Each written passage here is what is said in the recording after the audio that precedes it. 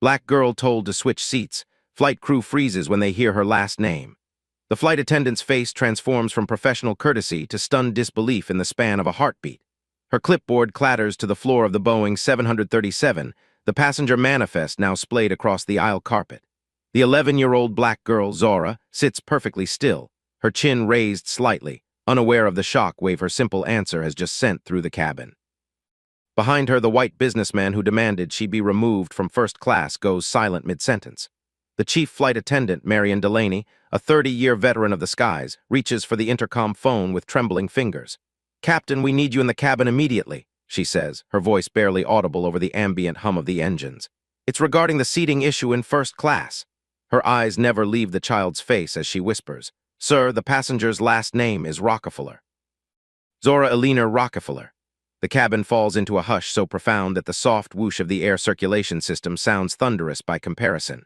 3 rows back, an elderly woman gasps audibly.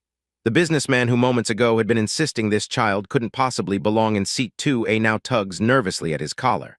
Zora simply opens her book, a well-worn copy of To Kill a Mockingbird, seemingly oblivious to the adults frozen around her.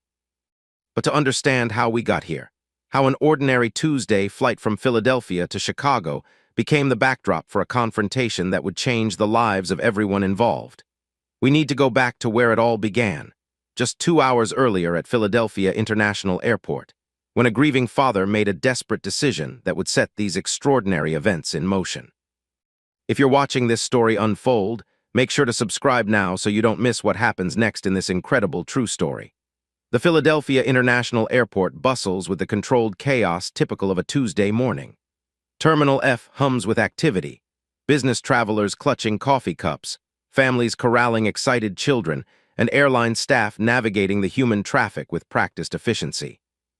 Among them walks Dr. Marcus Rockefeller, his face bearing the weight of sleepless nights and impossible choices. At 58, Marcus carries himself with the dignified bearing of a man accustomed to respect. His salt and pepper hair is closely cropped, his charcoal suit impeccably tailored, though slightly looser than it had been 6 months ago, before cancer took his beloved wife Eleanora.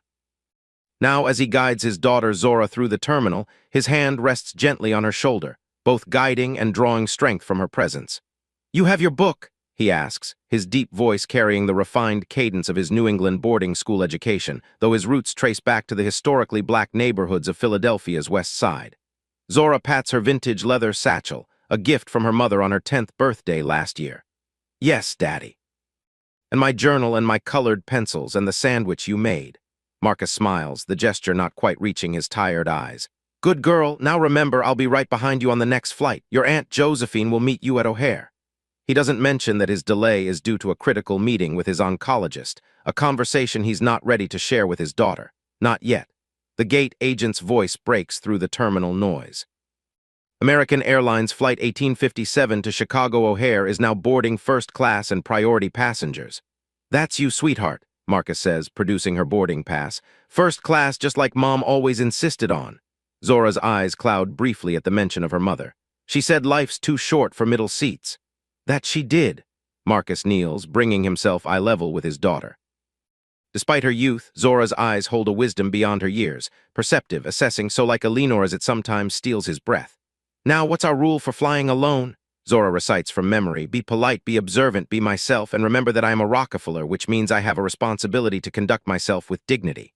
"Perfect." He straightens the collar of her navy blue dress, Eleanor's influence evident in their daughter's classic style. "Your mother would be proud." As they approach the gate, Marcus hands the boarding pass to the agent, a young woman whose name tag reads Brenda. She scans it, then looks up with surprise. "Rockefeller, as in?" Marcus offers a practiced smile. "Yes, those Rockefellers, distantly related on my mother's side." It's the simplified explanation he's given countless times, easier than explaining how his great-grandfather, one of the first black graduates of Harvard Medical School in the 1920s, had married into a distant branch of the famous family, creating a legacy that combined old money with groundbreaking achievement. Brenda nods, impressed, then speaks to Zora. "Well, Miss Rockefeller, you're all set for first class. Do you need an escort since you're traveling alone?" "No, thank you," Zora replies confidently. "I've been flying since I was 4. I know the protocol." Brenda suppresses a smile at the child's vocabulary. Very well then, have a pleasant flight. Marcus embraces his daughter one last time. I'll see you in Chicago in a few hours. Remember, be a Rockefeller, Zora finishes. I know, Daddy. He watches her walk down the jetway, her shoulders straight, her head high, the spitting image of her mother. The pride he feels is tempered only by the worry that has been his constant companion since Eleonora's diagnosis 18 months ago.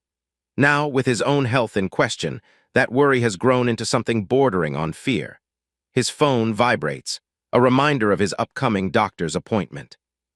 With a deep breath, Marcus turns away from the gate, unaware that his daughter is walking into a situation that will test everything the Rockefellers have taught her about dignity, resilience, and the complicated reality of being both black and privileged in America. The gleaming interior of the Boeing 737 welcomes Zora with its familiar scent of recycled air and faux leather.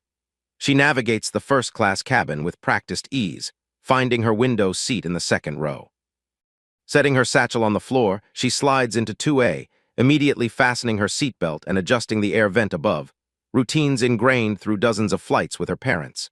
Marion Delaney, the chief flight attendant, approaches with a professional smile.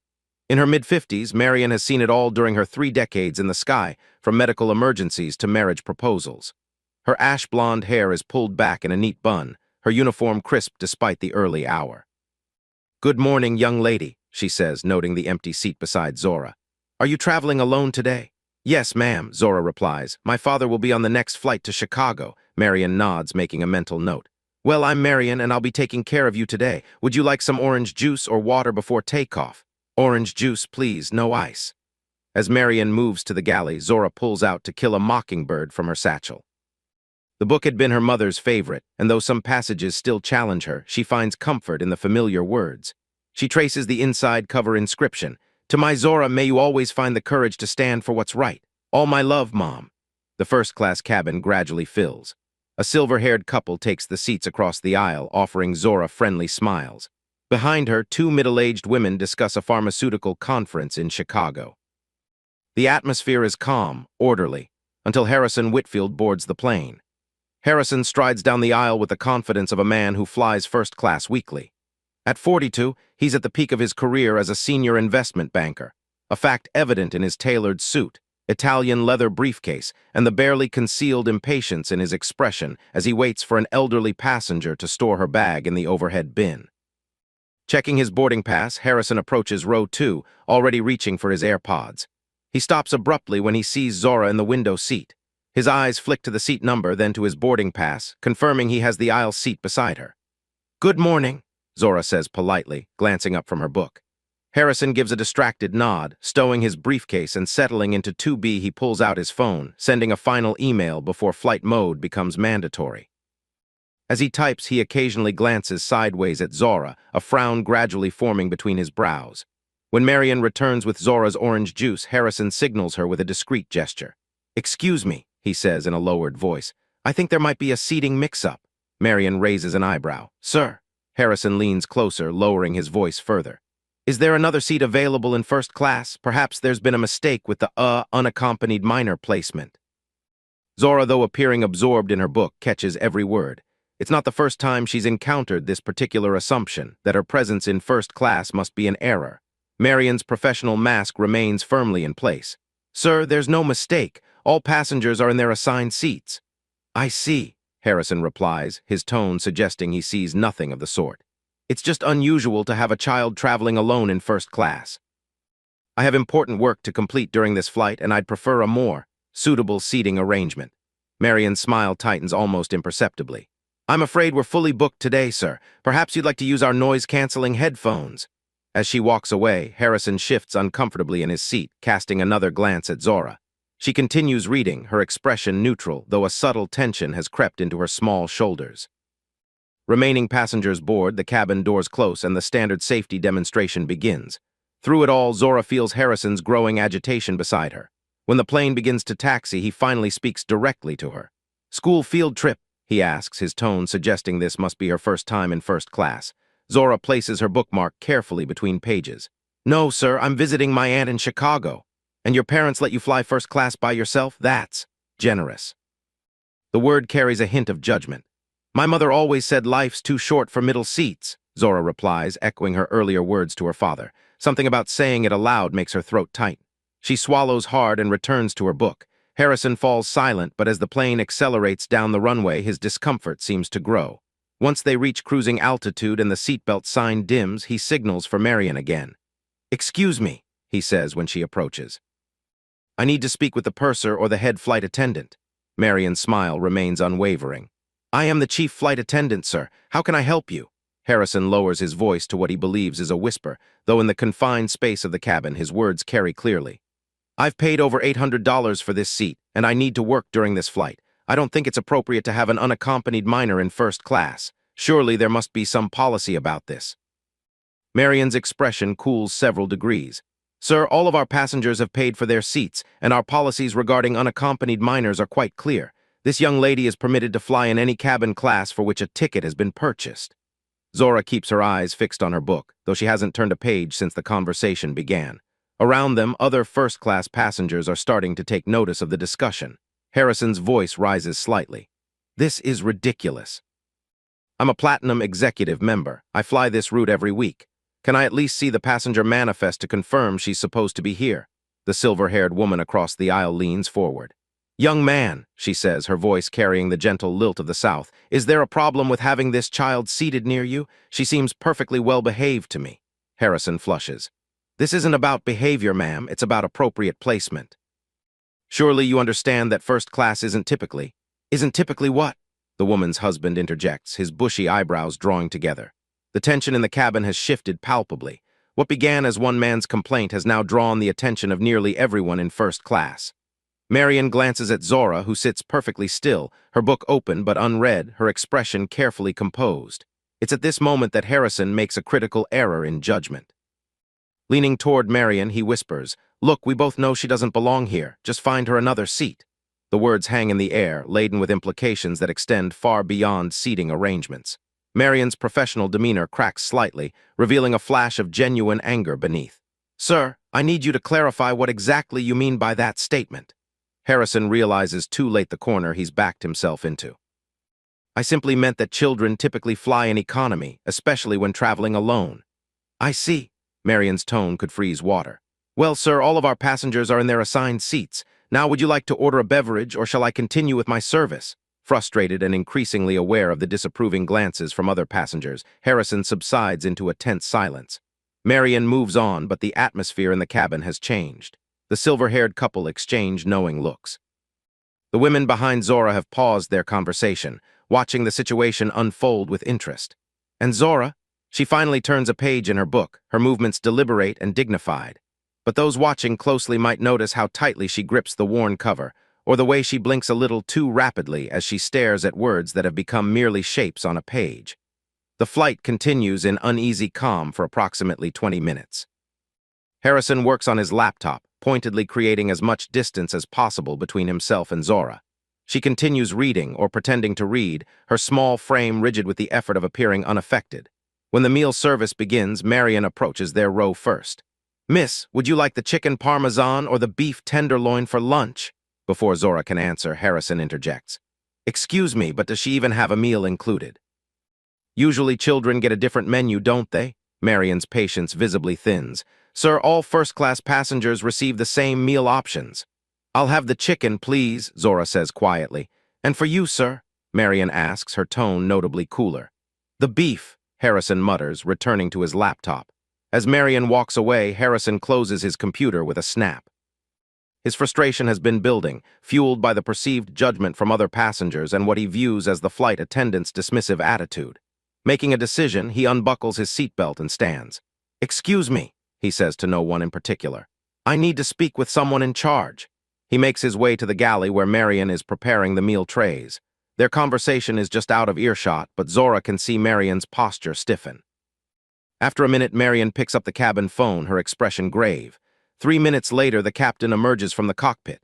Captain Robert Chen, a 25-year veteran pilot with silver temples and a commanding presence, listens as Harrison speaks urgently, gesturing occasionally toward row 2.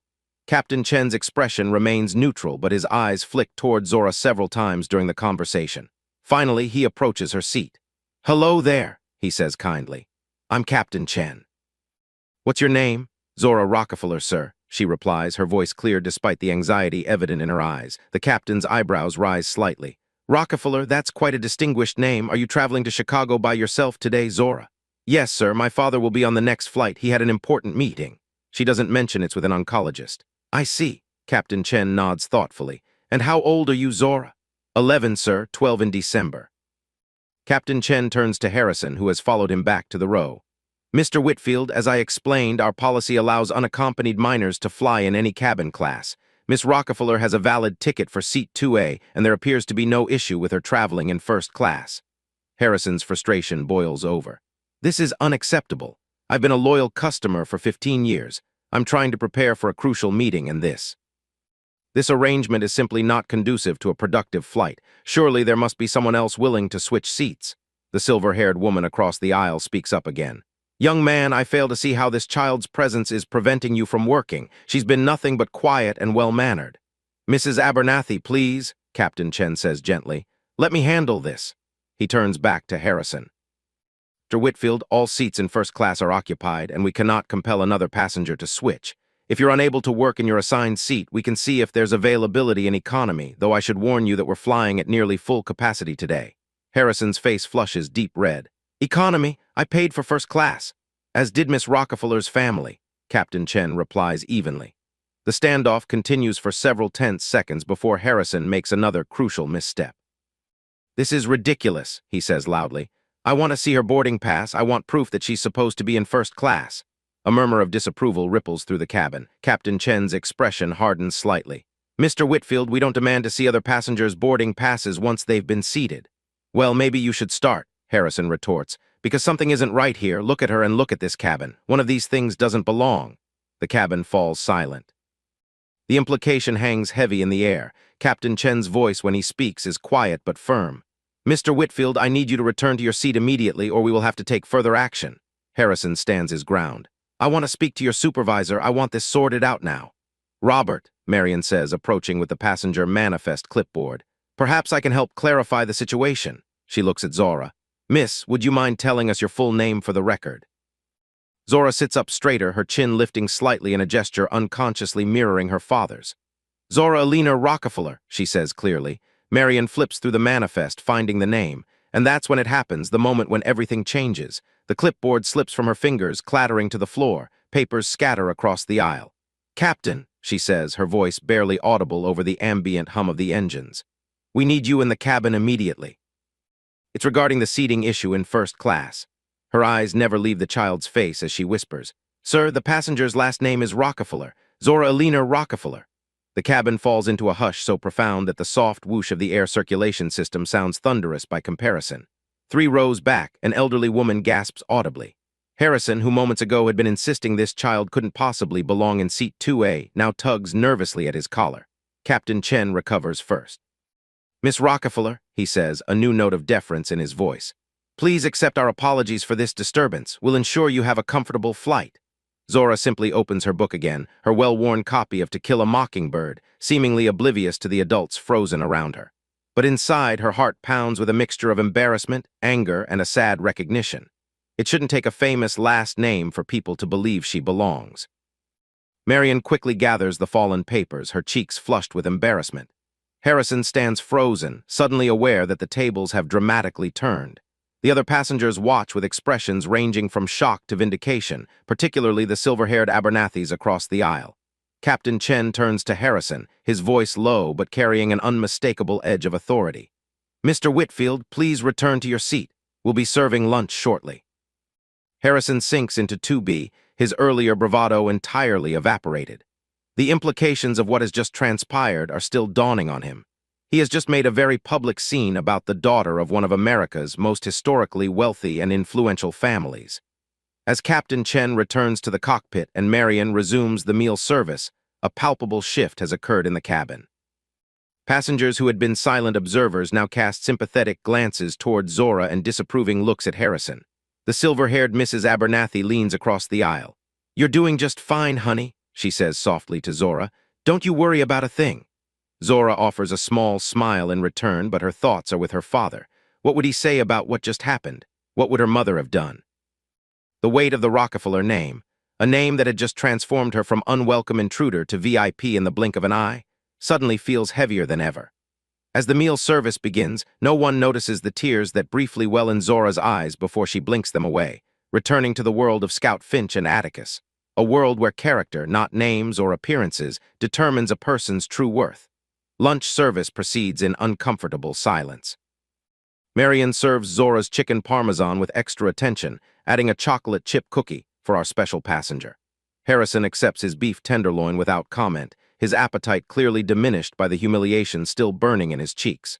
Across the aisle, the Abernathys whisper to each other, casting occasional glances at Zora. Mrs. Abernathy, introducing herself as Vivian, eventually speaks across the aisle again. "My dear, are you by chance related to John D. Rockefeller?"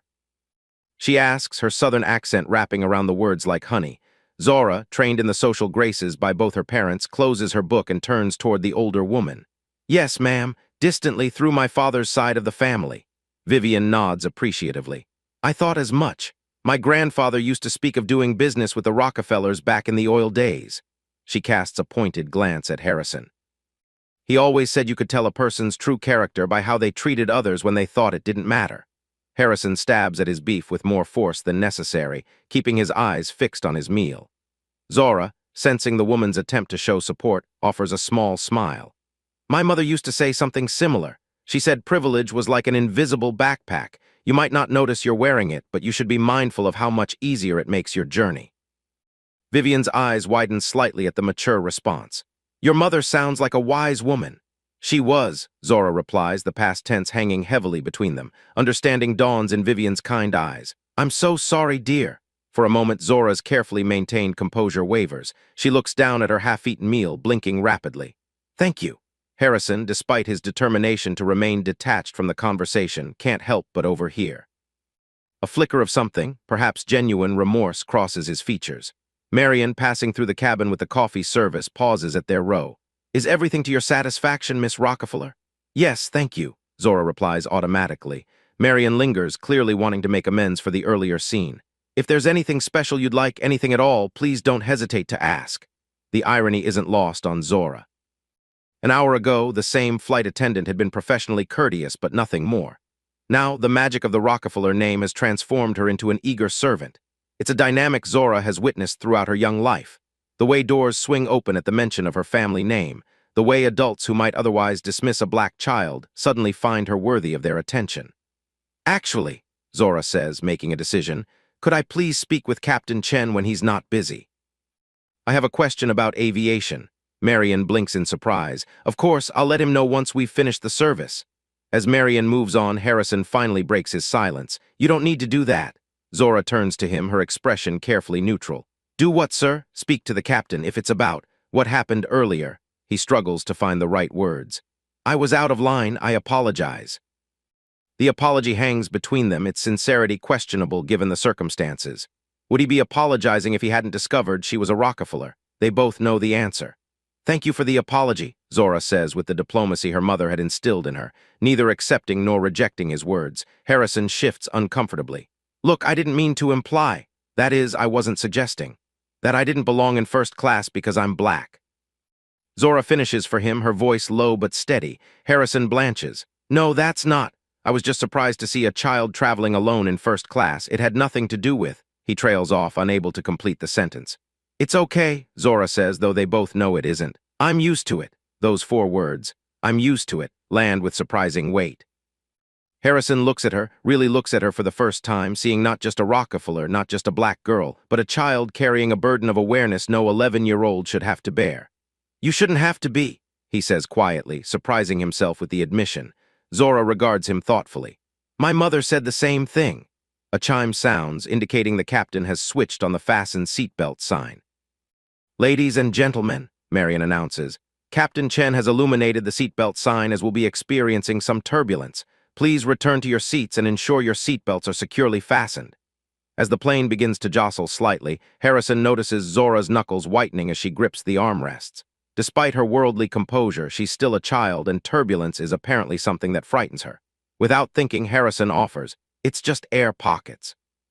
"Like bumps on a road, but in the sky, nothing to worry about." Zora nods, her jaw clenched. I know, my mother explained the physics of it, I understand it intellectually. But that doesn't stop the fear, Harrison finishes for her, experiencing an unexpected moment of empathy. No, she agrees softly. It doesn't. The plane dips suddenly, eliciting a few gasps from around the cabin. Zora's eyes squeeze shut, and she begins to whisper something under her breath, a coping mechanism, perhaps, or a prayer. Harrison, witnessing her distress, finds himself doing something he would have considered unthinkable an hour ago. Would it help to talk about something else, to distract yourself? Zora opens her eyes, surprise momentarily displacing fear. Maybe. That book you're reading, To Kill a Mockingbird. That's pretty advanced for someone your age. It was my mother's favorite, Zora explains, her voice steadying as she focuses on the conversation. She used to read passages to me even when I was too young to understand them. After she got sick, we would take turns reading it aloud in the hospital. The personal revelation creates a shift in the atmosphere between them. Harrison's expression softens. My mother loved that book too. She was an English teacher in Detroit for 40 years. Really? My mother was a professor of American literature at Penn. She specialized in works addressing racial justice. The plane hits another pocket of turbulence, but Zora seems less affected now, engaged in the conversation.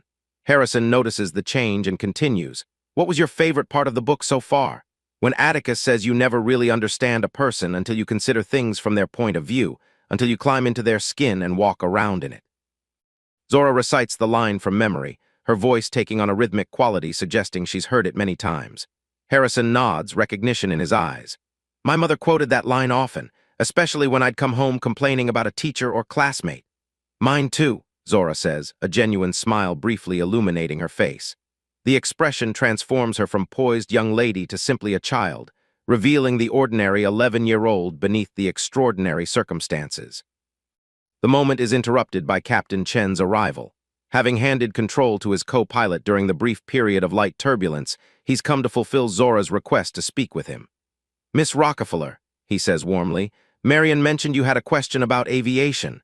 Zora straightens in her seat.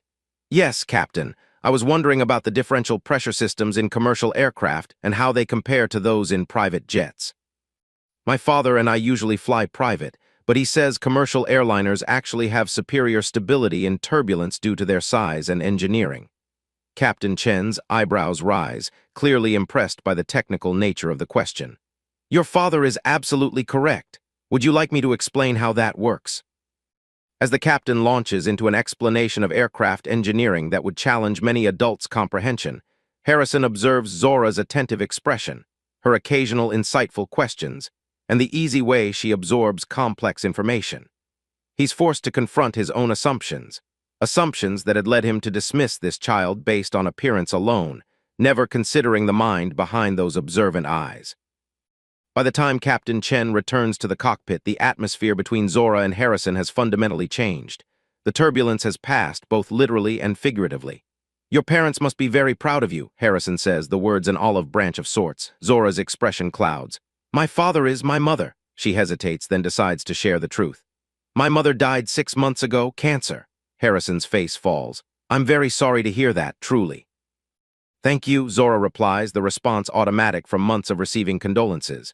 Harrison hesitates, then offers, I lost my father when I was 13. Cancer too. It's not something anyone should have to go through, especially not as a kid. The shared experience of loss creates an unexpected connection between them. Zora studies him with new interest. Does it ever stop hurting? She asks, the question stripped of her usual poise, revealing the grieving child beneath. Harrison considers this, giving her question the respect it deserves.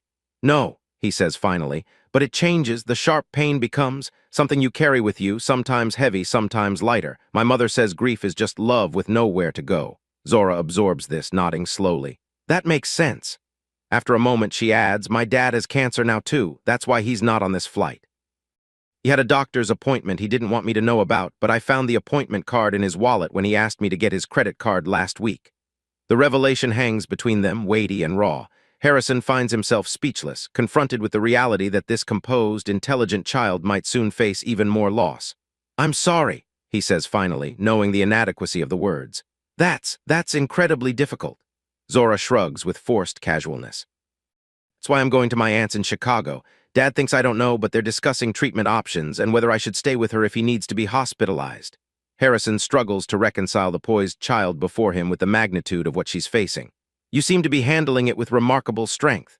I'm a Rockefeller, Zora says, echoing her father's words from earlier that morning. We conduct ourselves with dignity. But beneath the family motto, her voice trembles slightly. Their conversation is interrupted by the captain's announcement that they're beginning their descent into Chicago. Marion approaches with a special disembarkation card for Zora, explaining that a representative will meet her at the gate to escort her to her aunt. That won't be necessary, Zora says politely. My Aunt Josephine will be waiting at the gate. I have her contact information. Marion hesitates. It's standard procedure for unaccompanied minors, Miss Rockefeller. I understand, but my father arranged everything with the airline yesterday.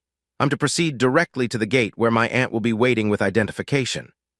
Harrison watches this exchange with new eyes, seeing not an entitled child, but a young person navigating a world of adult responsibilities while dealing with profound personal loss.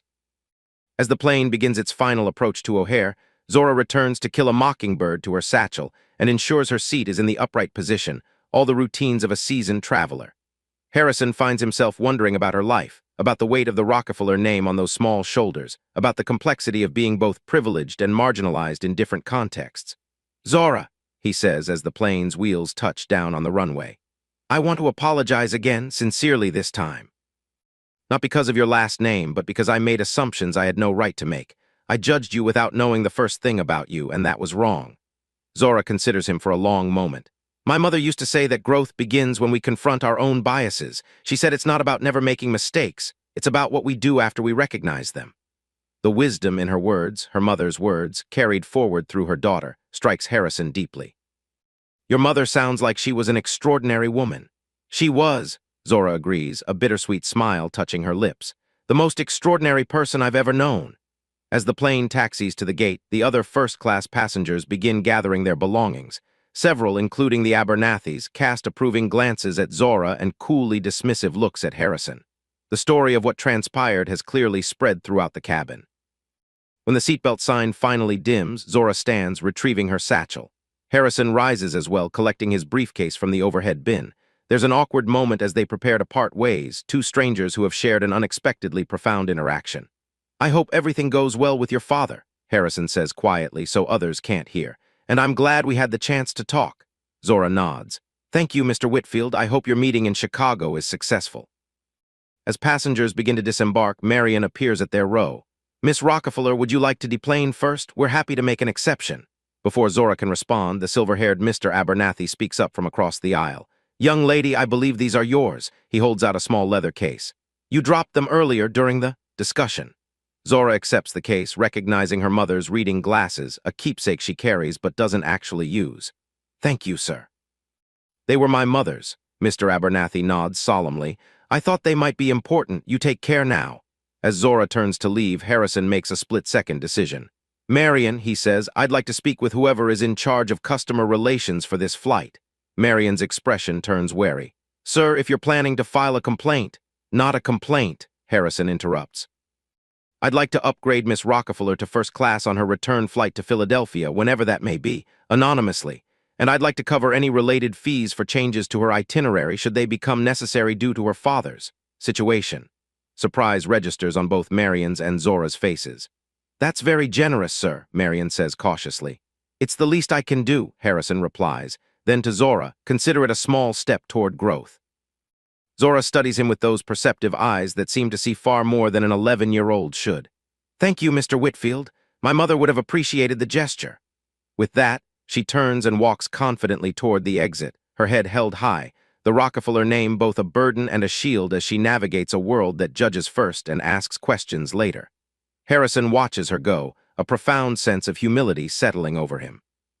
In the span of a 2-hour flight, his worldview has been challenged by an 11-year-old girl who embodies grace under pressure in ways he's still learning to achieve at 42.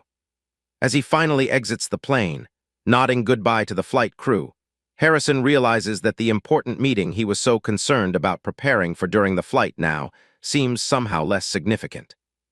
Something more valuable than business strategies occupies his thoughts, lessons about assumptions, privilege, and the courage it takes to face profound loss with dignity.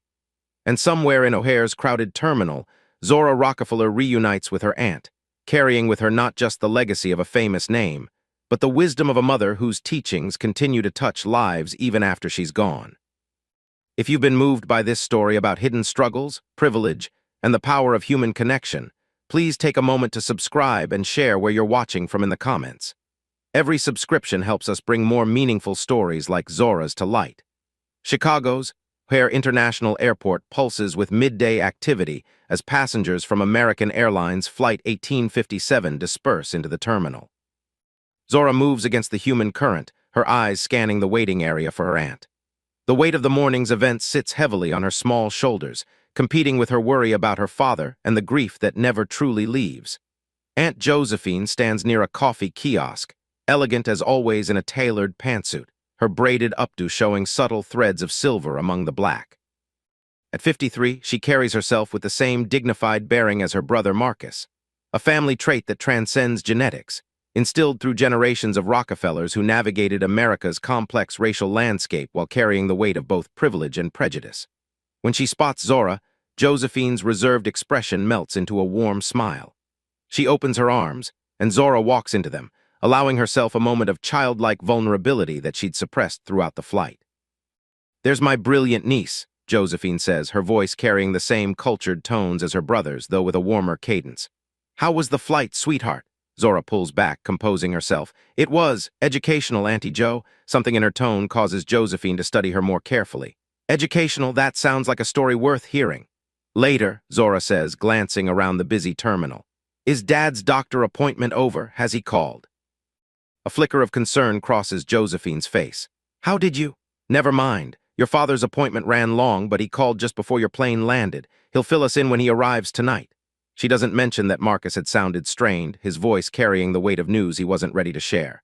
As they collect Zora's small roller suitcase from baggage claim and head toward the parking garage, Josephine senses her niece's tension. "Want to talk about what made the flight educational?" Zora hesitates, then relates the events in the measured, precise language that sometimes makes adults forget she's only 11. She describes Harrison Whitfield's initial discomfort, his escalating complaints, and the dramatic moment when her last name changed everything. Josephine listens without interruption, her expression growing increasingly troubled. When Zora finishes, they've reached Josephine's sleek Audi in the parking structure. "So you're saying this man's entire attitude changed once he heard Rockefeller?" Josephine asks, pressing the key fob to unlock the doors. "Like flipping a switch," Zora confirms, climbing into the passenger seat. "Even the flight attendants treated me differently afterward. The captain came out specially to talk to me." Josephine slides behind the wheel but doesn't immediately start the engine. Instead, she turns to face her niece. "And how did that make you feel?" The simple question breaks through Zora's composed exterior. Her lower lip trembles slightly before she masters it.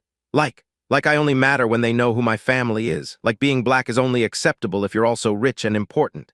Josephine reaches across to squeeze Zora's hand. "Oh, honey. Mom would have said something," Zora continues, her voice smaller now. "She wouldn't have just sat there like I did. She would have made him understand why he was wrong, made it a teaching moment." But I just froze. "Your mother had 46 years to practice standing up to people like Mr. Whitfield. You're 11 and you were alone in a confined space with a man who was making you feel unwelcome. I think you handled it with remarkable grace." "But then I told him about Dad," Zora admits, shame coloring her voice. "About his cancer. I don't know why I did that. It just came out." Josephine considers this. "Sometimes when people show vulnerability, like he did by apologizing, it creates space for us to be vulnerable too. That's not weakness, Zora. That's human connection." "Dad wouldn't have approved," Zora says, her voice catching. "Rockefellers don't air family matters in public." A shadow passes over Josephine's face. "Your father and I don't always agree on how to honor the family legacy." She starts the car, pulling out of the parking space. "Sometimes I think he forgets that our great-grandfather joined the Rockefeller family because he loved a woman, not because he wanted to uphold a dynasty." As they navigate out of the airport complex, Zora stares at the passing scenery. "At the end, Mr. Whitfield was actually nice. He apologized, really apologized, and he even offered to pay to upgrade my return ticket to first class." Josephine responds, her tone neutral. "And do you think he learned something today?" Zora considers this. "Maybe. He said something about taking a step toward growth." "Well, that's something at least," Josephine concedes.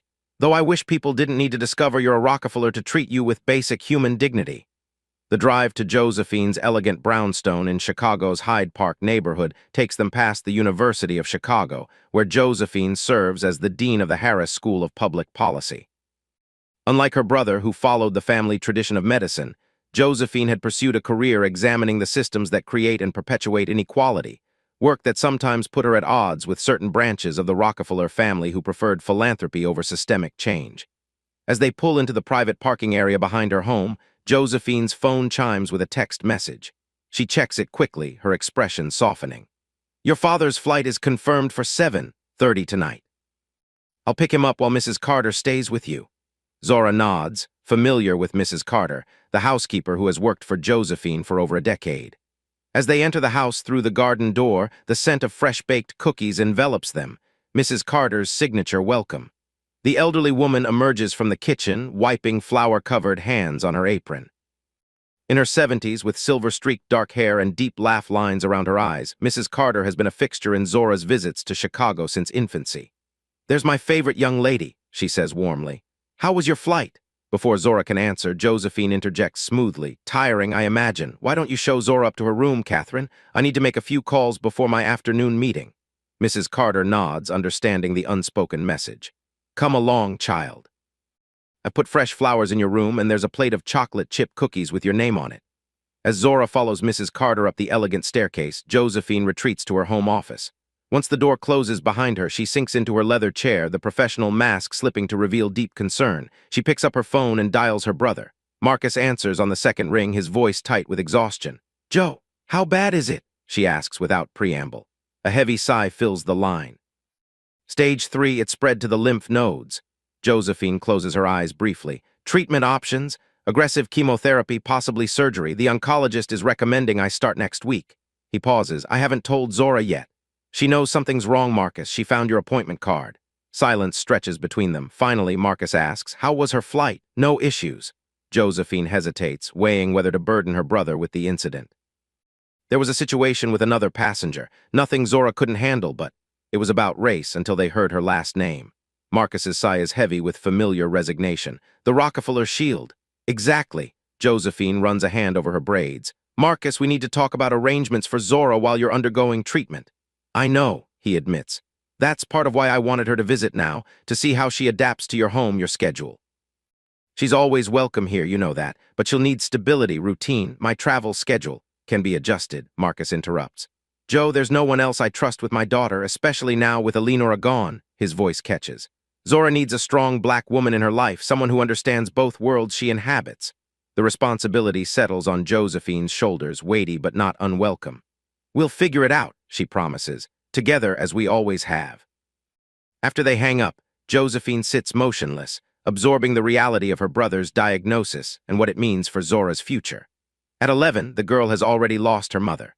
The possibility of losing her father too is almost unthinkable. Upstairs, Zora unpacks her small suitcase, arranging her belongings with the precision that has become more pronounced since her mother's death, a way of imposing order on a world that increasingly feels beyond her control. Mrs. Carter chatters warmly about neighborhood happenings, university gossip, and plans for dinner, creating a cocoon of normalcy around the child. When Zora reaches the bottom of her suitcase, she carefully removes a framed photograph. Eleanor Rockefeller in her academic regalia, her arm around a younger Zora, both beaming at the camera. She places it on the nightstand, adjusting it to precisely the same angle it occupies on her bedside table in Philadelphia. Mrs. Carter observes this ritual with gentle understanding. "Your mama was a remarkable woman," she says softly. "I see so much of her in you."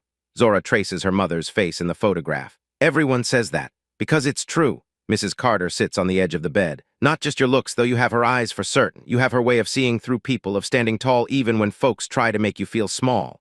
Zora turns to the older woman. "Did you know my mom well?" "Well enough," Mrs. Carter says with a smile. "She and your aunt were thick as thieves whenever your family visited. I remember the debates those two would have, passionate but never mean-spirited. Your mama had a way of disagreeing with people that made them think harder, not get defensive." "I wish I knew how to do that," Zora admits, thinking of Harrison Whitfield and her own silence in the face of his assumptions.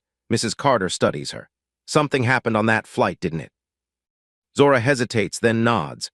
"Want to tell old Mrs. Carter about it? Sometimes talking helps sort things out." For For the second time, Zora recounts the incident, though this telling includes more of her emotional response. The humiliation, the anger, the odd connection that formed after Harrison's genuine apology. Mrs. Carter listens attentively, her weathered hands folded in her lap. When Zora finishes, she nods thoughtfully. You know, my grandmother, she was born in 1898, used to say that some people need to see your crown before they recognize your royalty. What does that mean? It means some folks can't see your inherent worth until they're shown some external symbol they've been taught to respect, like a famous last name. Mrs. Carter's eyes hold years of wisdom earned through her own experiences with prejudice. But that doesn't change who you are, crown or no crown. Zora considers this. So it wasn't wrong to let him know I'm a Rockefeller. Child, you didn't let him know anything. They asked for your name and you gave it. What's wrong is that it took that name for him to treat you with basic decency. She pats Zora's hand. But you know what gives me hope? That he recognized his mistake and tried to make amends. That's not nothing in this world. The conversation is interrupted by Josephine's appearance in the doorway. She's changed from her business attire into more casual clothes, a sign she's canceled her afternoon commitments. I thought we might go to the Art Institute this afternoon, she suggests. There's a new exhibit on the Harlem Renaissance I think you'd enjoy. Zora brightens visibly. Art had been her special connection with her mother, their weekend ritual in Philadelphia involving visits to museums and galleries. Can we see the Archibald Motley paintings? Absolutely, Josephine agrees. And perhaps some lunch at the cafe first? I hear they've updated their menu. As they prepare to leave, Zora's thoughts drift back to the morning's flight and Harrison Whitfield. She wonders what he's doing now if their conversation has stayed with him the way it has with her. Something tells her their paths may cross again. Chicago isn't so large in certain circles, and the name Rockefeller has a way of creating unexpected connections. What she doesn't yet know is that Harrison is currently sitting in a conference room at the headquarters of a major financial institution, struggling to focus on the meeting that had seemed so crucially important this morning. His thoughts keep returning to the poised young girl on the plane, to his own behavior, and to the legacy of assumptions he'd never before thought to question. As Zora and Josephine step out into the Chicago sunshine, aunt and niece linked arm in arm, the future stretches before them, uncertain in many ways, but facing it together, with the strength of those who have learned to navigate two worlds while remaining true to themselves. Harrison Whitfield stares unseeingly at the PowerPoint presentation, illuminating the darkened conference room. Around him, executives from Meridian Financial Group discuss quarterly projections and market analyses, their voices a distant drone beneath the persistent echo of a young girl's words in his mind. I'm used to it. Those 4 words have lodged themselves in his consciousness, a splinter he can't extract. While his colleagues debate investment strategies, Harrison finds himself mentally replaying the scene on the plane, seeing his own behavior through new eyes. The memory brings a flush of shame to his cheeks, visible even in the dimly lit room. Harrison, your thoughts on the proposal? The question from Meridian's CEO, Patricia Walton, jolts him back to the present. He clears his throat, quickly scanning the data on screen. The numbers support your approach, but I'd suggest a more aggressive timeline. Market indicators point to potential volatility in Q3. Patricia nods, satisfied with his recovery, and the meeting continues. Harrison forces himself to engage, pushing aside the morning's events to focus on the work that has defined his life for the past 20 years. Yet even as he presents his analysis, part of his mind remains on Flight 1857 and the unexpected lesson delivered by an 11-year-old Rockefeller. 2 hours later, the meeting concludes successfully. Harrison has secured Meridian's business, a significant win for his firm. Colleagues offer congratulations as they file out, but the victory feels strangely hollow. He lingers in the now-empty conference room, gathering his materials with uncharacteristic slowness. Patricia Walton returns, having seen the last of her team out. In her early 60s, with steel-gray hair and a classic bob and a reputation for incisive decision-making, she's built Meridian from a regional player into a national financial powerhouse. That was good work today, Harrison, she says, closing the door behind her. Though I sense you were somewhat distracted. Harrison considers deflecting but opts for honesty. You're right, I apologize for that. Patricia studies him with the penetrating gaze that has unnerved countless negotiators across boardroom tables. I've worked with you for nearly a decade. You're never distracted. What's going on? Perhaps it's the genuine concern in her voice, or perhaps the weight of the morning's revelation has become too heavy to carry alone. But Harrison finds himself recounting the incident on the plane, his initial discomfort, his escalating complaints, the shocking revelation of Zora's identity and their subsequent conversation. Patricia listens without interruption, her expression unreadable. When he finishes, she remains silent for a long moment. You know, she finally says, my granddaughter is about that girl's age. 11, mixed race, my son married a wonderful woman from Jamaica. She pauses. She came home from school last month asking why a classmate told her she talks white. Harrison shifts uncomfortably. What did you tell her? That there's no such thing as talking white or talking black. That intelligence and articulation belong to everyone. Patricia sighs. But then I had to explain why some people think otherwise. It was a conversation I wished she didn't need to have at 11. The parallel to Zora, another bright young girl navigating a world of assumptions, isn't lost on Harrison. The girl on the plane, Zora, she said she was used to it, used to being judged, to having to prove she belongs in spaces like first class. Patricia nods. My granddaughter is getting used to it too, and that's what breaks my heart. She gathers her portfolio, preparing to leave. You know, Harrison, recognizing our biases is uncomfortable, but it's necessary. What matters is what you do now. I offered to upgrade her return flight, Harrison says, aware even as the words leave his mouth how inadequate the gesture seems. That's a start, Patricia acknowledges, but perhaps there's more you could do, something that addresses the root issue rather than just easing your conscience. She leaves him with that thought, closing the door quietly behind her. Harrison sits alone in the conference room, Patricia's words settling alongside Zora's in his mind. What more could he do? What would address the root issue? His phone buzzes with a calendar reminder.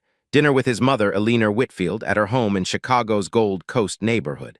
Harrison checks his watch. He has just enough time to return to his hotel, change, and make it there by 7.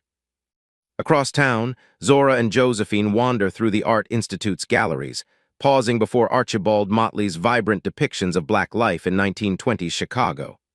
Zora studies nightlife with particular interest, absorbing the rich colors and dynamic composition. Mom always said Motley captured joy as an act of resistance, she comments. Creating art that showed black people just living their lives, having fun, being human, at a time when much of America didn't want to see them that way. Josephine smiles, impressed as always by her niece's depth of understanding. Your mother had a gift for making complex ideas accessible.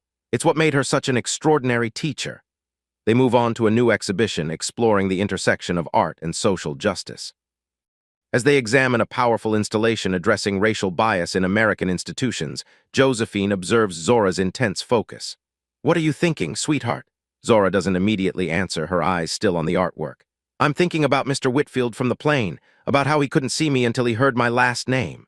Josephine nods, waiting for more. And I'm thinking about what Mom would say about that. About whether his apology matters if it only came after he knew I was a Rockefeller. What do you think she would say? Josephine asks, curious about her niece's perspective. Zora considers this carefully.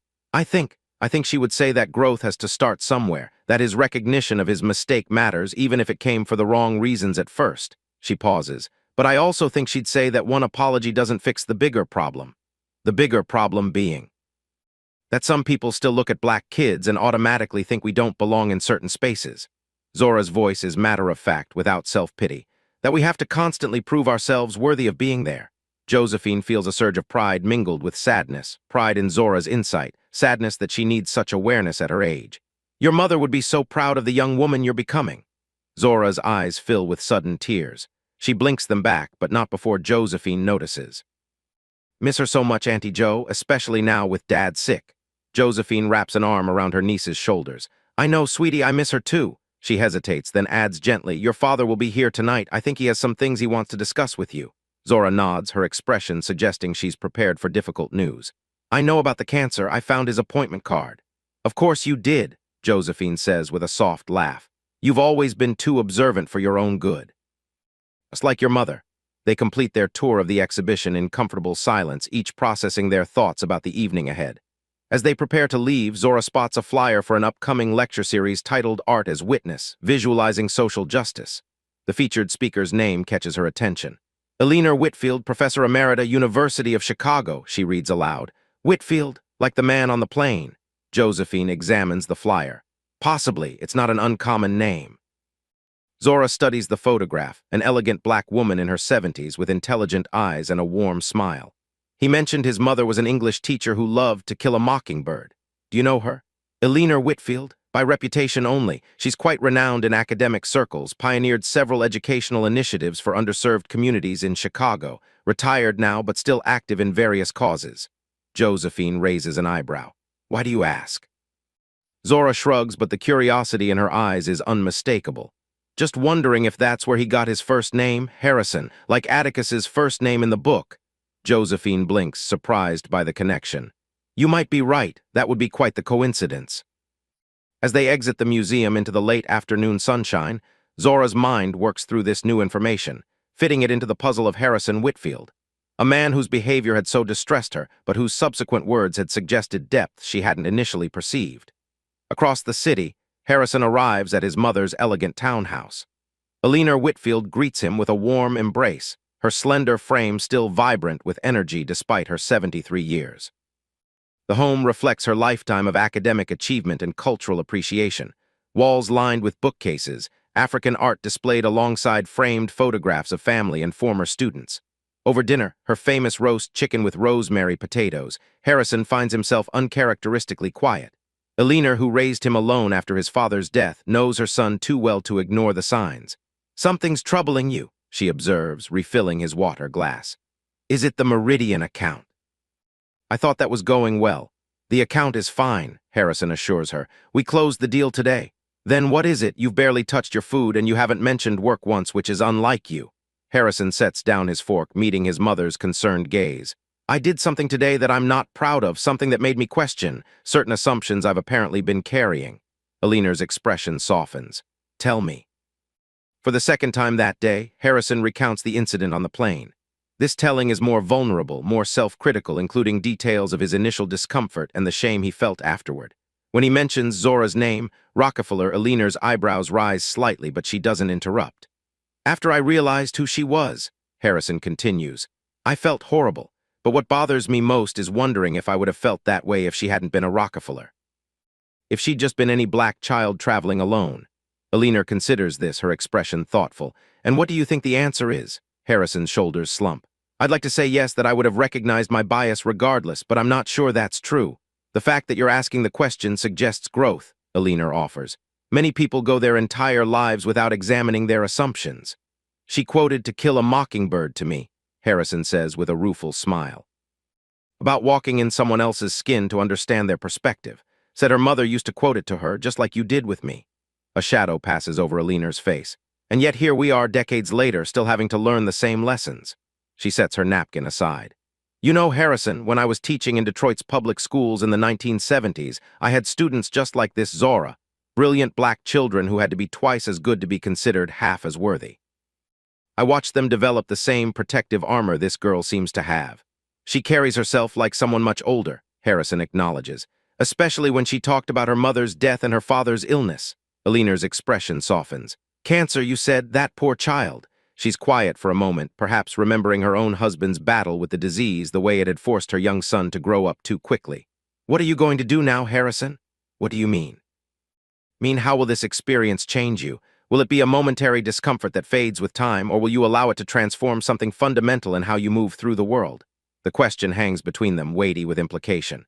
Harrison thinks of Patricia Walton's similar challenge earlier that day, addressing the root issue rather than just easing his conscience. I don't know, he admits. I've been successful by focusing on results, on numbers, on measurable outcomes. This is different.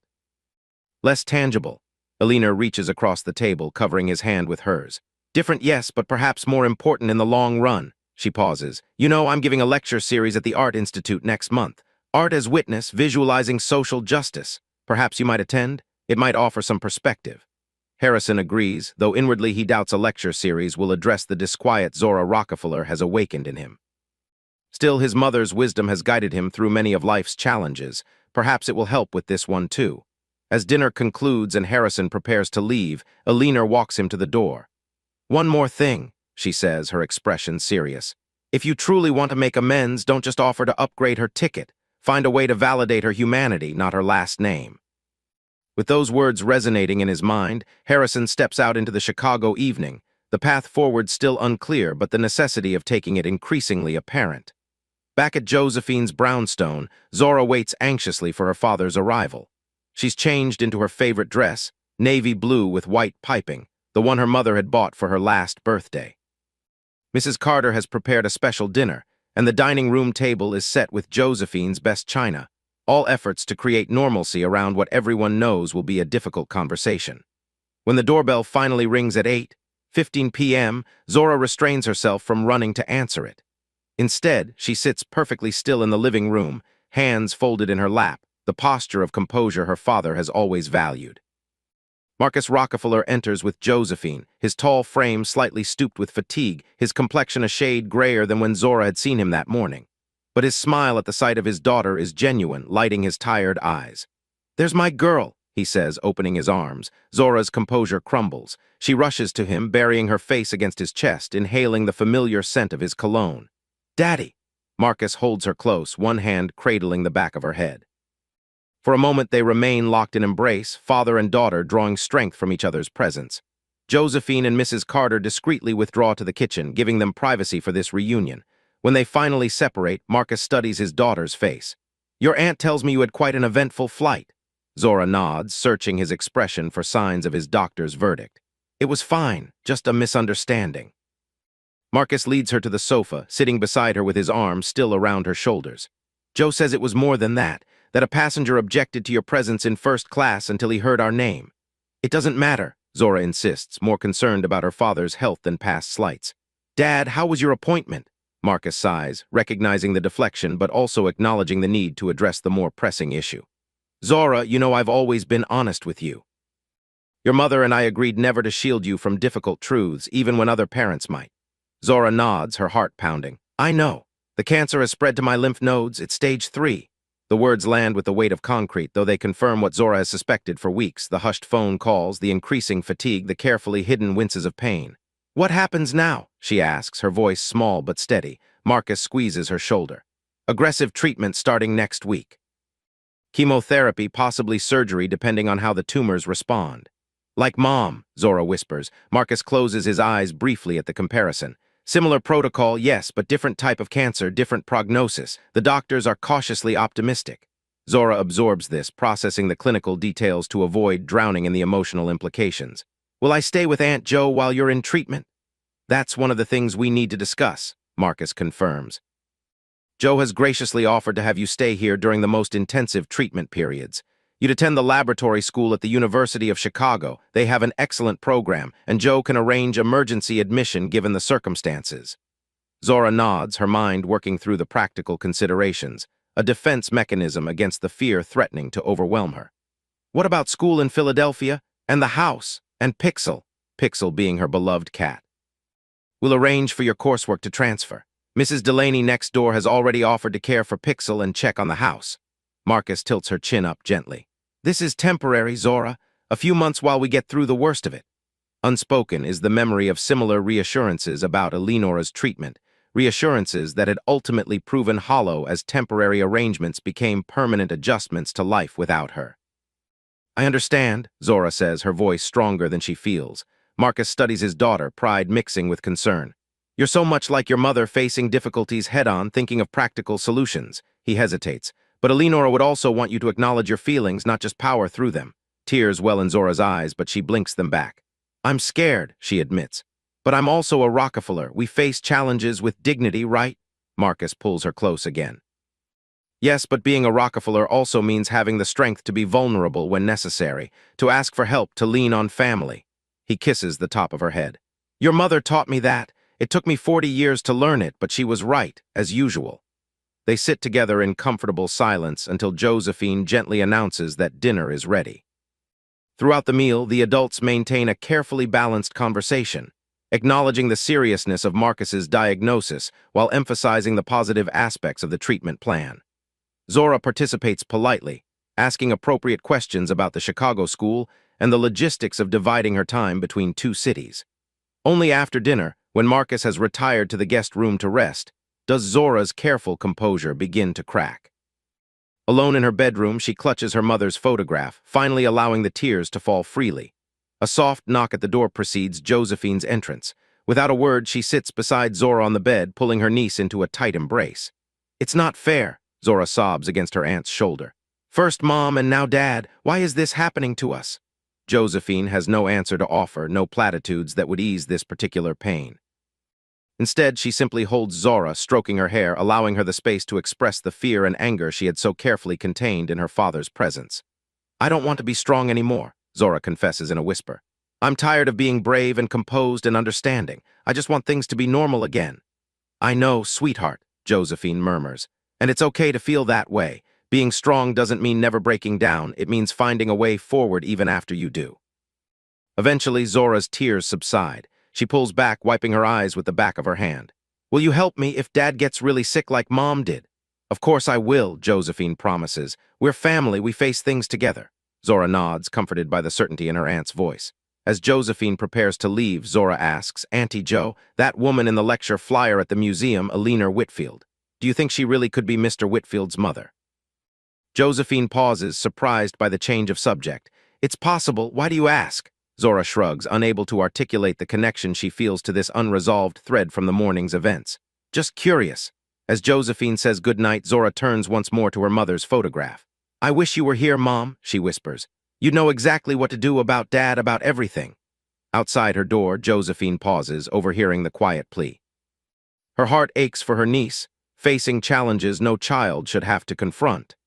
But she also recognizes the resilience in Zora, the same strength that had defined her mother and continues to guide her father even in his illness.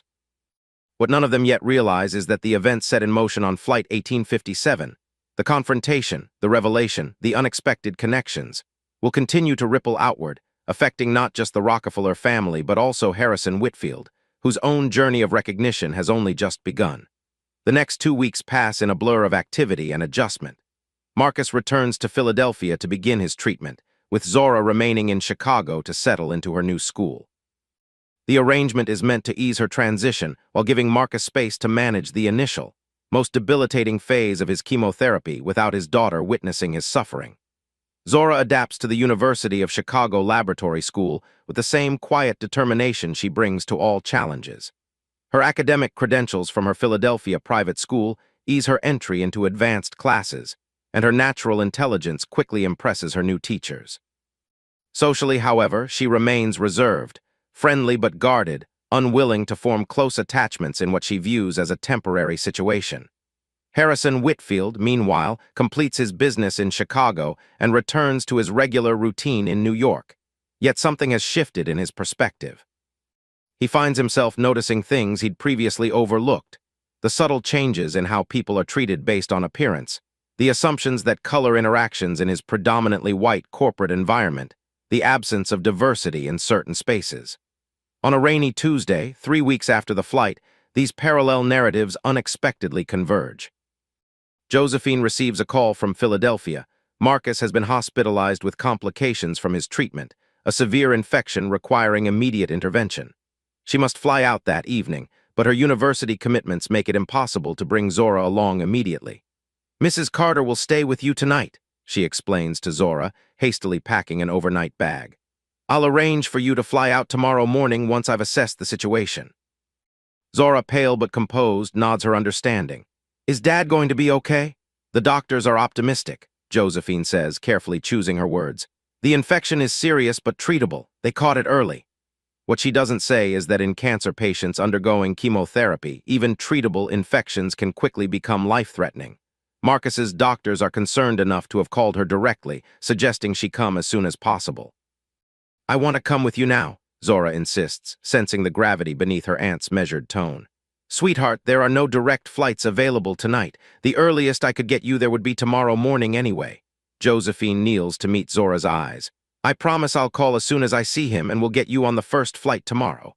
Reluctantly, Zora agrees. As Josephine rushes to finish packing, she makes calls to arrange Zora's travel, only to discover that a major conference in Philadelphia has filled most flights from Chicago. The only available first-class seat, as Marcus would insist upon, is on the 10 a.m. American Airlines flight. "It's booked," Josephine tells Zora, hanging up the phone. "You'll be on the same flight you took here just 3 weeks later. Mrs. Carter will take you to the airport." Zora nods, her thoughts already in Philadelphia with her father. After Josephine leaves for her own flight, the house feels eerily quiet despite Mrs. Carter's comforting presence.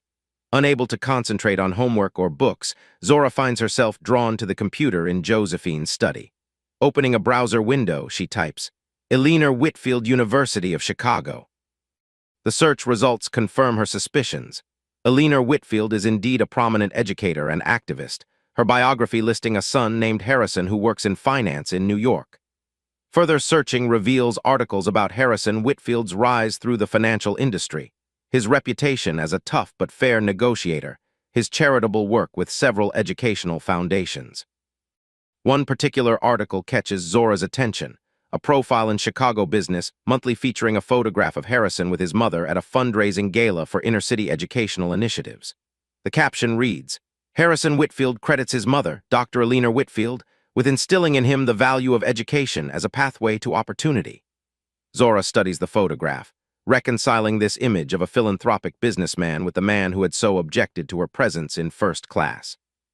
People contain multitudes, her mother used to say. No one is all good or all bad. We're complex beings shaped by our experiences and choices. The next morning dawns gray and drizzly.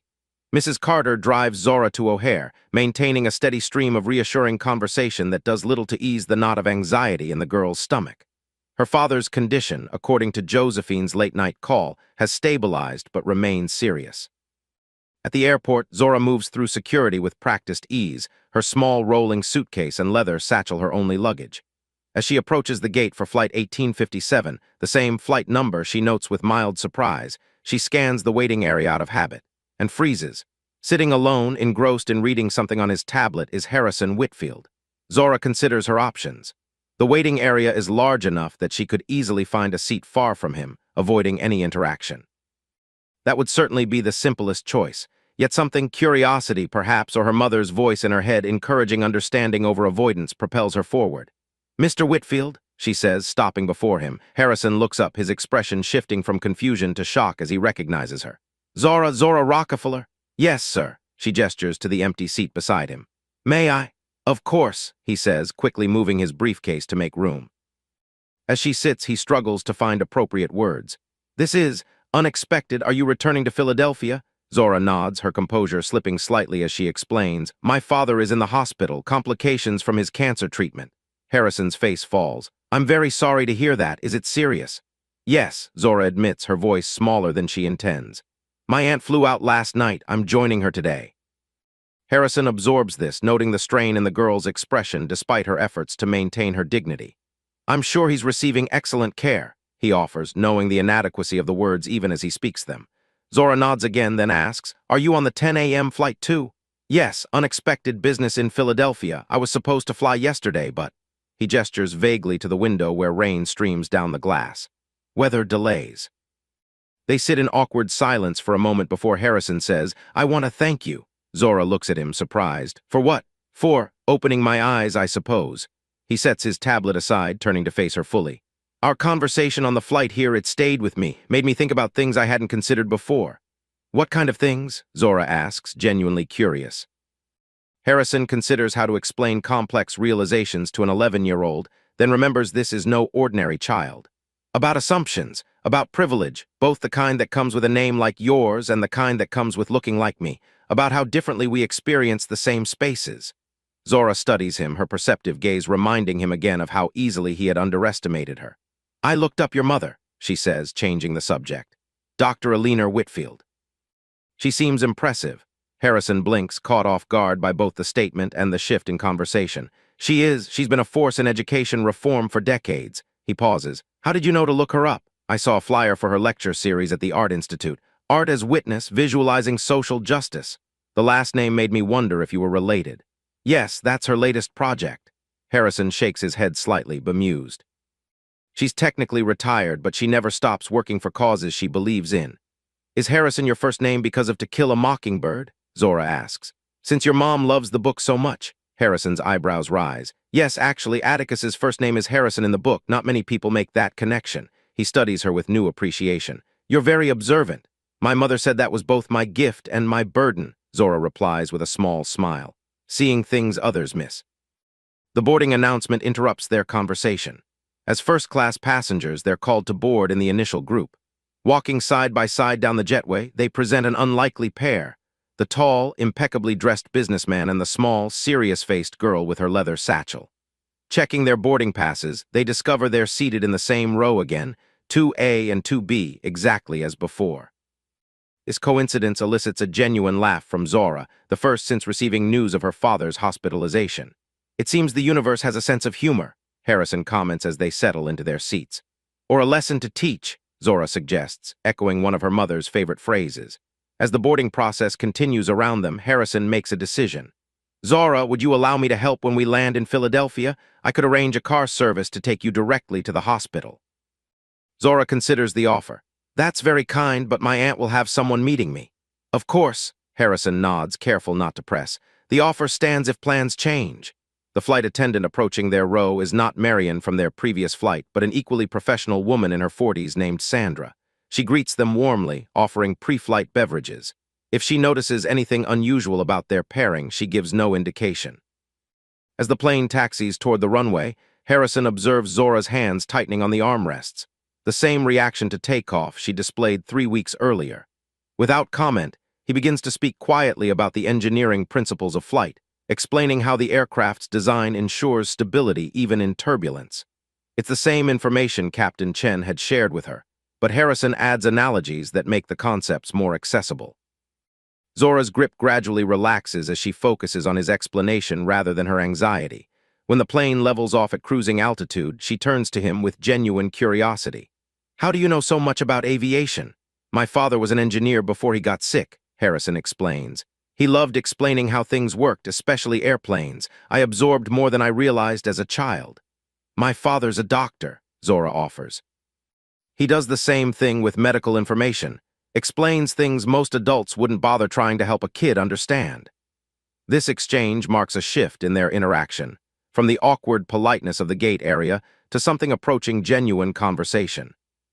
As the flight progresses, they discover unexpected common ground. Both are only children raised partially by single parents after losing one to cancer. Both found solace in books during difficult times. Both appreciate the structure of classical music. When Sandra serves their meals, she comments on their animated discussion. It's nice to see a father and daughter enjoying such an interesting conversation. Before Harrison can correct her assumption, Zora responds with perfect composure. Oh, Mr. Whitfield isn't my father. He's a business associate of my family. We happen to be on the same flight. Sandra flushes slightly. I apologize for the misunderstanding. No apology necessary, Harrison assures her. It's an easy mistake to make. After Sandra moves on, Harrison raises an eyebrow at Zora. Business associate? Zora shrugs. It seemed simpler than explaining the actual circumstances of our acquaintance. Harrison laughs softly, impressed by her diplomatic handling of the situation. You have quite a future in corporate communications, should you be interested. I'm thinking more along the lines of constitutional law, Zora replies seriously, or perhaps medical research like my father. They lapse into comfortable silence as they eat. Harrison notices that Zora barely touches her food, her thoughts clearly with her hospitalized father. Seeking to distract her, he asks about her experience at the Chicago Laboratory School. Zora describes her classes, her teachers, the architectural details of the historic campus, all with the precise observation that seems natural to her. What she doesn't mention are friends or social activities, an omission Harrison notes but doesn't comment on. As they begin their descent into Philadelphia, Zora's anxiety visibly returns, though now it's clearly about what awaits her rather than the flight itself. Harrison, recognizing the signs of distress she's trying to hide, makes a decision.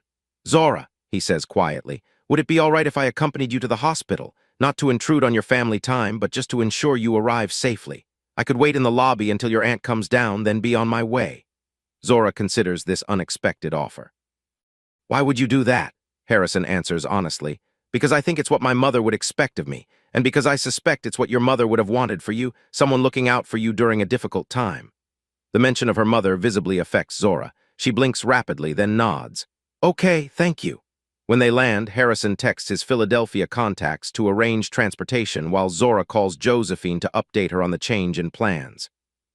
As they exit the airport together, a sleek black car awaits them, the driver holding a sign reading Whitfield/Rockefeller.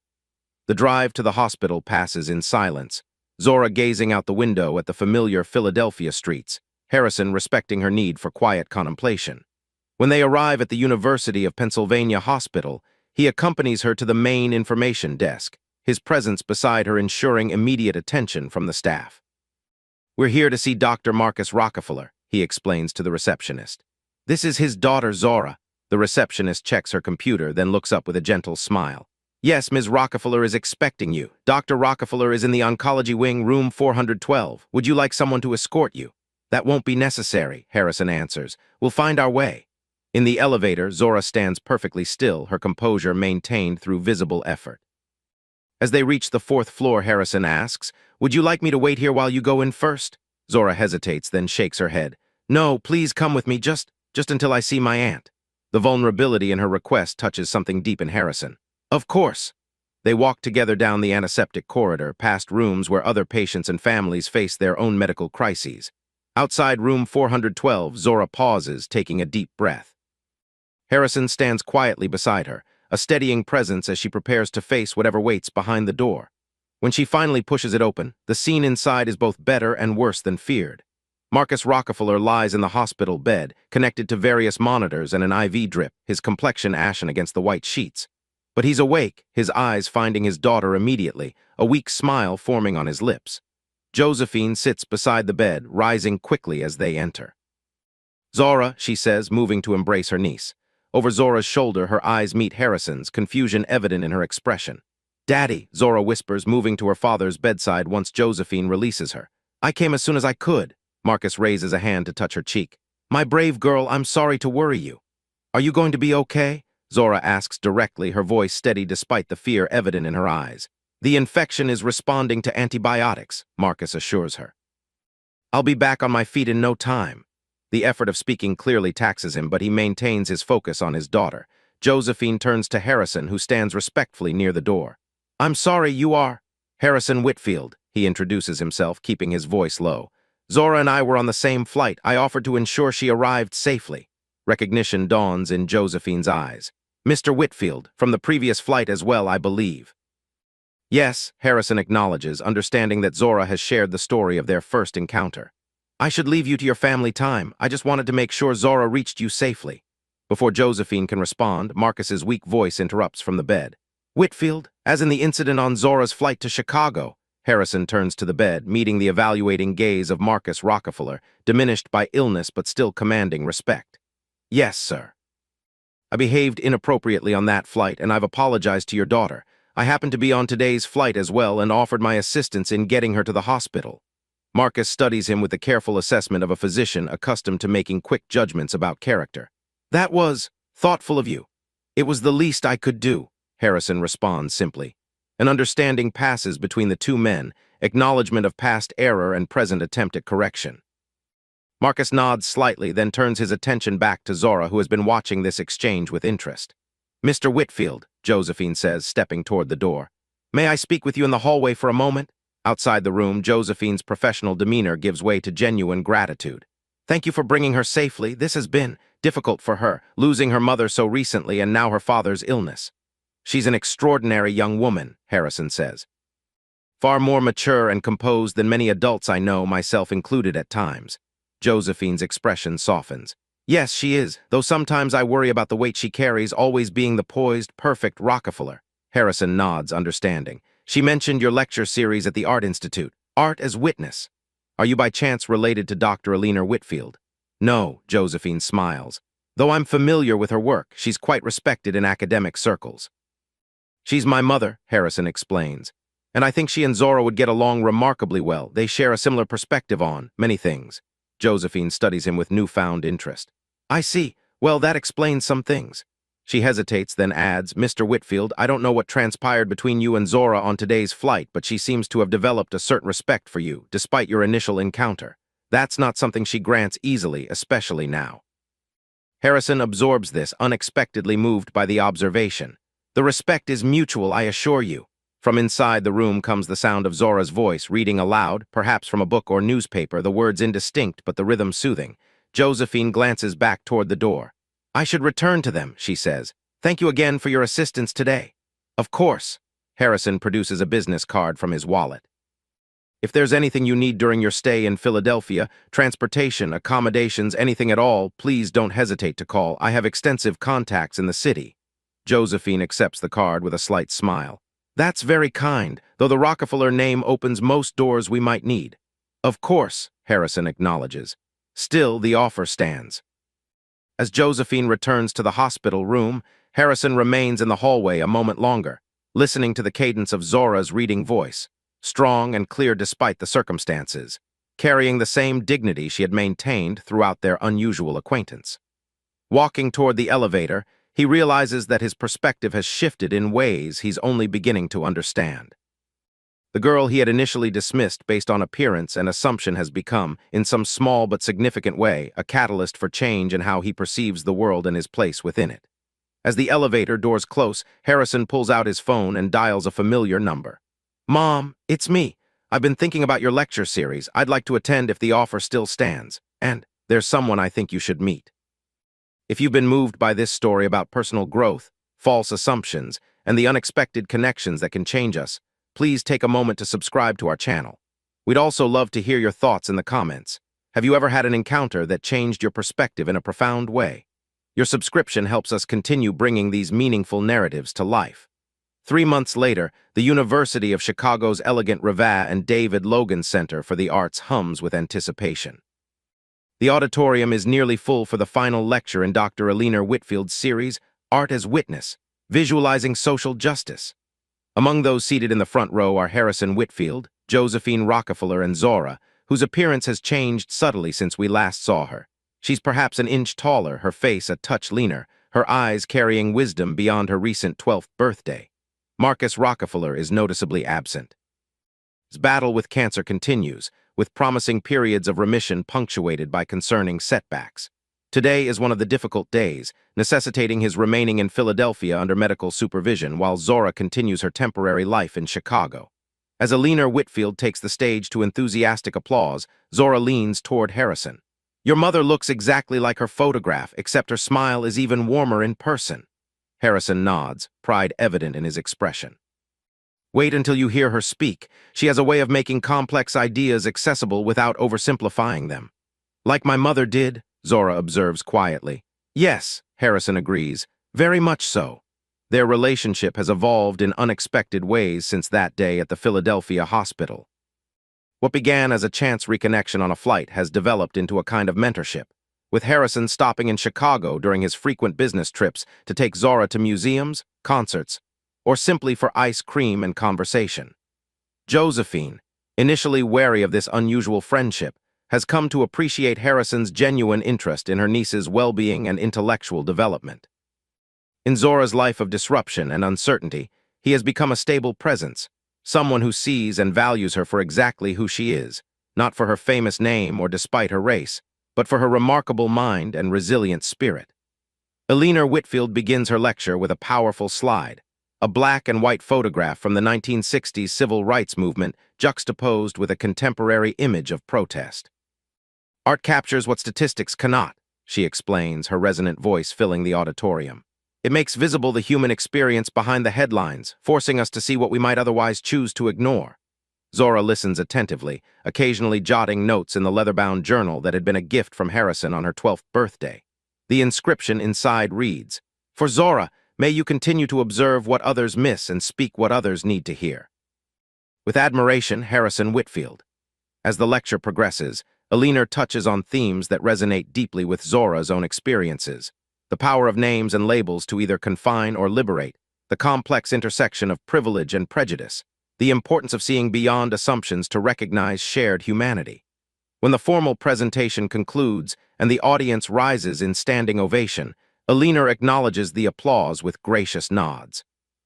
During the subsequent Q&A session, Zora raises her hand. When called upon, she stands, her voice clear and confident in the large space. "Dr. Whitfield, you spoke about art as witness to both injustice and transformation. Do you believe that personal encounters can serve a similar function, becoming witnesses that challenge our assumptions and catalyze change?" Alina's eyes sparkle with interest at the sophisticated question from such a young voice. "Absolutely. In fact, I would argue that personal encounters are often more powerful than artistic representations precisely because they don't allow us the emotional distance that art sometimes permits. When we're confronted directly with the limitations of our perception, when someone we've misjudged shows us our error through their dignity rather than their anger, that creates the conditions for genuine transformation. Zora nods thoughtfully, sitting down as Alina calls on another audience member.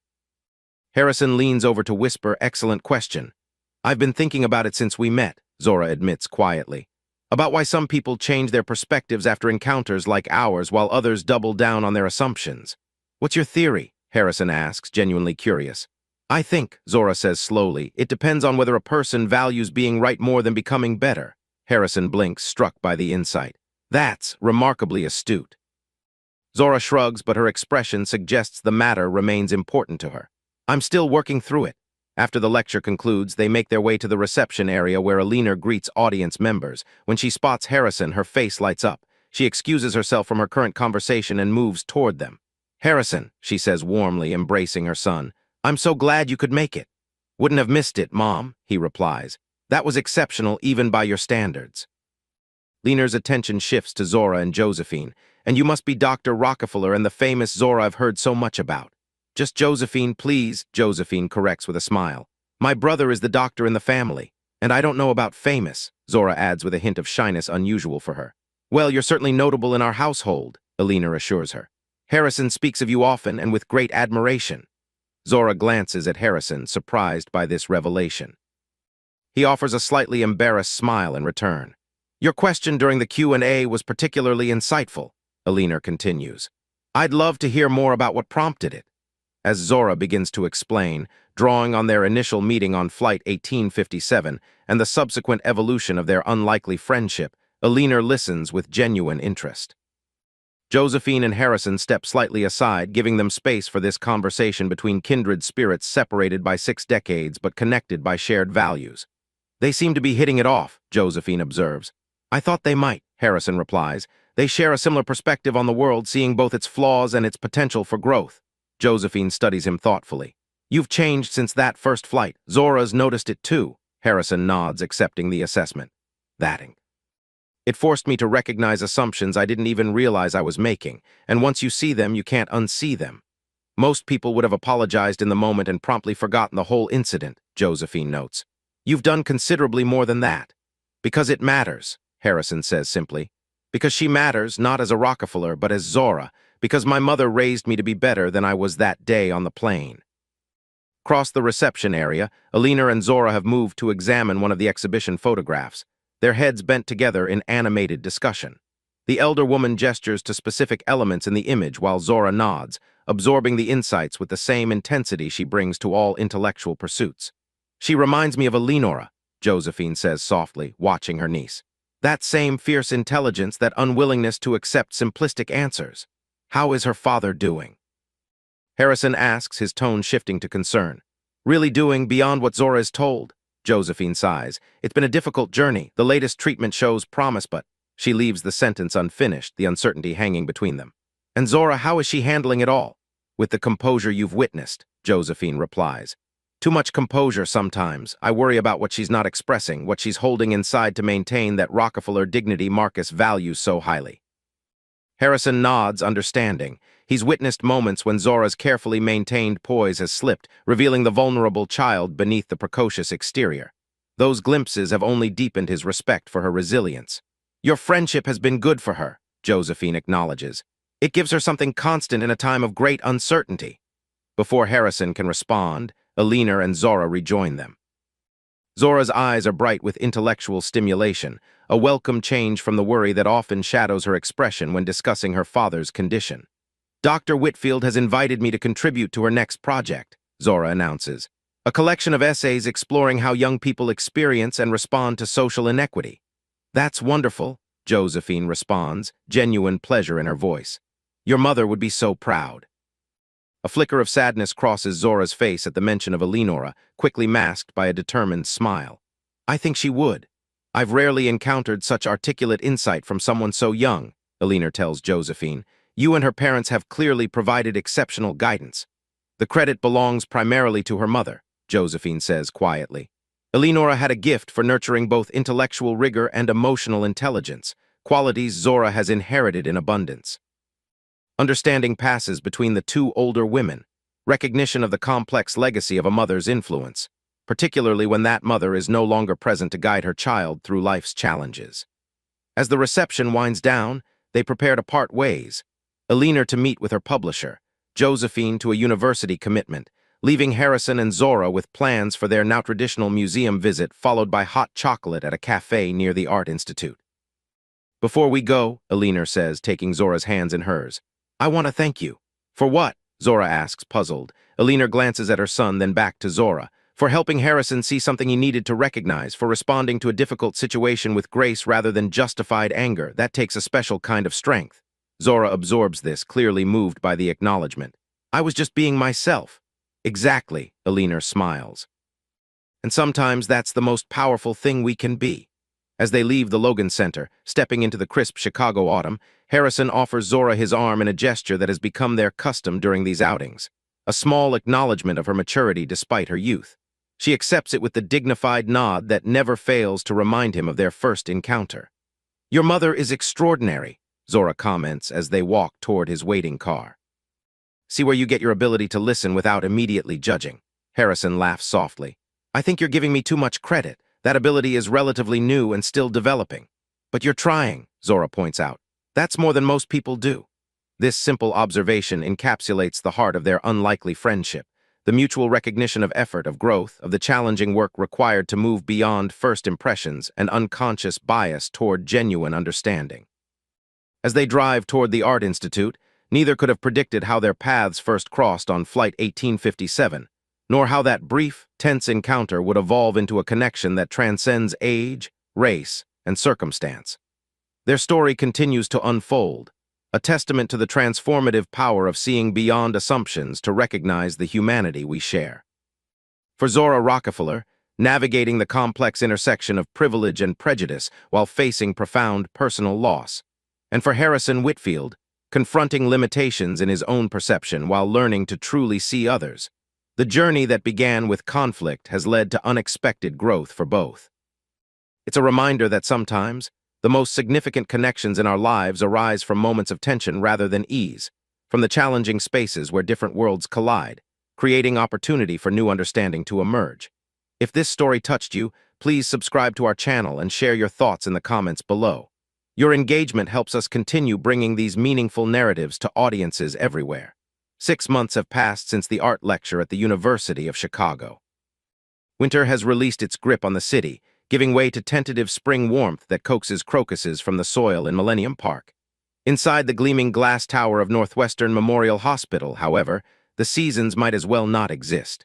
Time here is measured in treatment cycles, blood counts, and the cautious language of oncologists.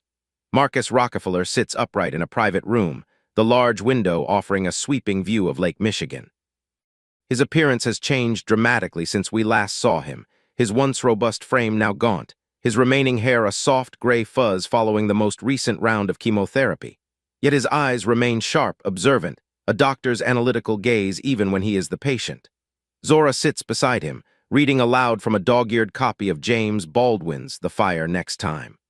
At 12.5, her appearance has subtly matured. She's grown 2 inches, her frame beginning the transition from child to adolescent.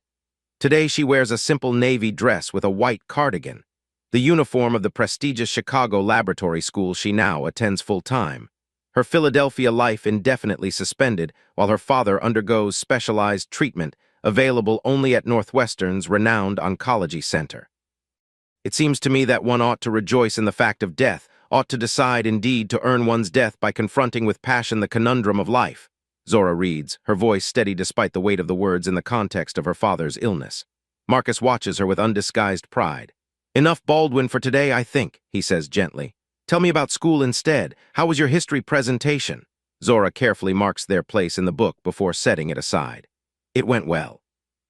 Ms. Harrington said my analysis of the Great Migration's economic impacts showed university-level thinking." "Excellent," Marcus smiles. "And the social studies group project, the one with what's her name, Alyssa?" "Alicia," Zora corrects. "It's fine. We're tracking demographic changes in Chicago neighborhoods from 1950 to present." Marcus studies his daughter, noting what she doesn't say.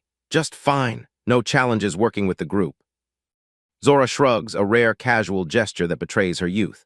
Alicia and Devin are okay, they do their share. Sophie barely contributes but takes credit, the usual group dynamics. And have you made any progress with actual friendships? Marcus asks carefully.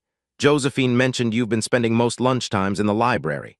A flicker of discomfort crosses Zora's face. I prefer the quiet. Besides, I'm using the time to work on my essay for Dr. Whitfield's anthology. Marcus sighs, recognizing the deflection. Zora, intellectual pursuits are important, but so are connections with peers. Your mother would want. Mom would want me to focus on what matters. Zora interrupts, an edge entering her voice. Making superficial friendships with people who only see me as the new black scholarship girl or the kid whose dad has cancer isn't high on my priority list. The bluntness of her statement creates a heavy silence between them. Marcus reaches for her hand, his own thin and papery against her young skin. I understand that feeling of isolation, he says quietly. When I was the only black student in my medical school class, I told myself the same thing, that connections didn't matter, only achievement did. It took your mother to show me what I was missing by keeping everyone at arm's length. Zora's expression softens at the mention of Eleonora. That sounds like Mom.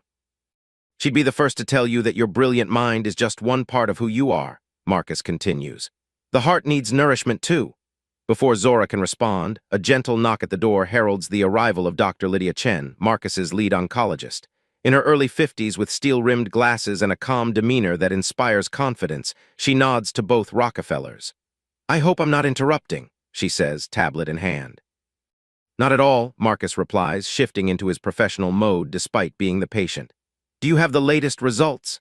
Dr. Chen glances at Zora, a silent question about having this discussion with the child present. Marcus follows her gaze. My daughter stays, we don't keep medical realities from her. Nodding, Dr. Chen pulls up a chair. The new immunotherapy protocol is showing promising results. The primary tumor has reduced by almost 30%, and we're seeing less activity in the lymph nodes. Zora watches her father's face, cataloging the tiny expressions most would miss, the flicker of relief, the cautious hope tempered by years of medical experience that knows promising is far from cured. Side effects remain manageable? Marcus asks, the doctor in him needing all the data. Your latest blood work shows improvement in white cell counts, though you're still immunocompromised, Dr. Chen explains. If this trajectory continues, we could potentially begin spacing out treatments within the next 2 cycles. The conversation continues in the measured language of medicine, biomarkers and response rates, maintenance protocols and contingency plans. Zora follows it all, having absorbed the vocabulary of oncology through bitter necessity, first with her mother's illness and now her father's. When Dr. Chen leaves, promising to return later with the full team, Marcus turns to his daughter. That's good news, he says simply. Cautiously optimistic, Zora replies, echoing a phrase she's heard countless times in these hospital rooms. Marcus smiles wryly at her precision. Yes, cautiously optimistic. He glances at his watch. Isn't Harrison picking you up soon for the symphony? Zora nods, gathering her school bag. Mahler's 5th. Elena is joining us. Give them both my regards, Marcus says. And Zora, try to be present tonight, not just physically, but emotionally. The music deserves that much. She understands his gentle admonishment, a reminder not to retreat so far into her protective shell that she misses the beauty still available even in difficult times. It was her mother's philosophy, one Marcus has tried to maintain despite his own tendency toward emotional reserve. I will, she promises, leaning down to kiss his forehead. I'll come by tomorrow after school. Josephine said she'd bring dinner from that Thai place you like. In the hospital lobby, Harrison Whitfield waits, his tall figure easy to spot among the visitors and outpatients. Now a familiar presence in Zora's life, he's adjusted his frequent business trips to include Chicago regularly, creating a consistent ritual of cultural outings and conversations that provide stability amid the chaos of her father's illness. There she is, he says warmly as Zora approaches. Ready for some Mahler? Hello, Mr. Whitfield. She responds with her customary formality, though her eyes convey genuine pleasure at seeing him. Any updates today? Asks as they walk toward the parking garage. 30% reduction in the primary tumor, improving blood counts. Zora recites the facts with clinical detachment, a coping mechanism Harrison has come to recognize. That's significant progress, he notes, unlocking his rental car with a beep. How are you feeling about it? Zora buckles her seatbelt before answering. Cautiously optimistic. Dad's been through promising phases before only to have setbacks. Harrison nods, understanding her guardedness. And school, how's the essay coming for my mother's anthology? As they drive toward the downtown hotel where Elena Whitfield is staying during her extended Chicago visit, Zora gradually relaxes, sharing details about her writing progress, her history presentation, and the social studies project that's proving more challenging interpersonally than academically. "So this Sophie takes credit without contributing," Harrison confirms, navigating through evening traffic. "Classic free rider problem," Zora says with a shrug. "Rational from her perspective since the group grade benefits her regardless of input." Harrison glances at her, amused by the economic analysis. "Has it occurred to you that she might be intimidated by working with you? Your reputation for intelligence precedes you at that school." This perspective clearly hasn't crossed Zora's mind. She considers it thoughtfully. "I hadn't thought of that." "Sometimes what looks like laziness or entitlement is actually insecurity," Harrison suggests.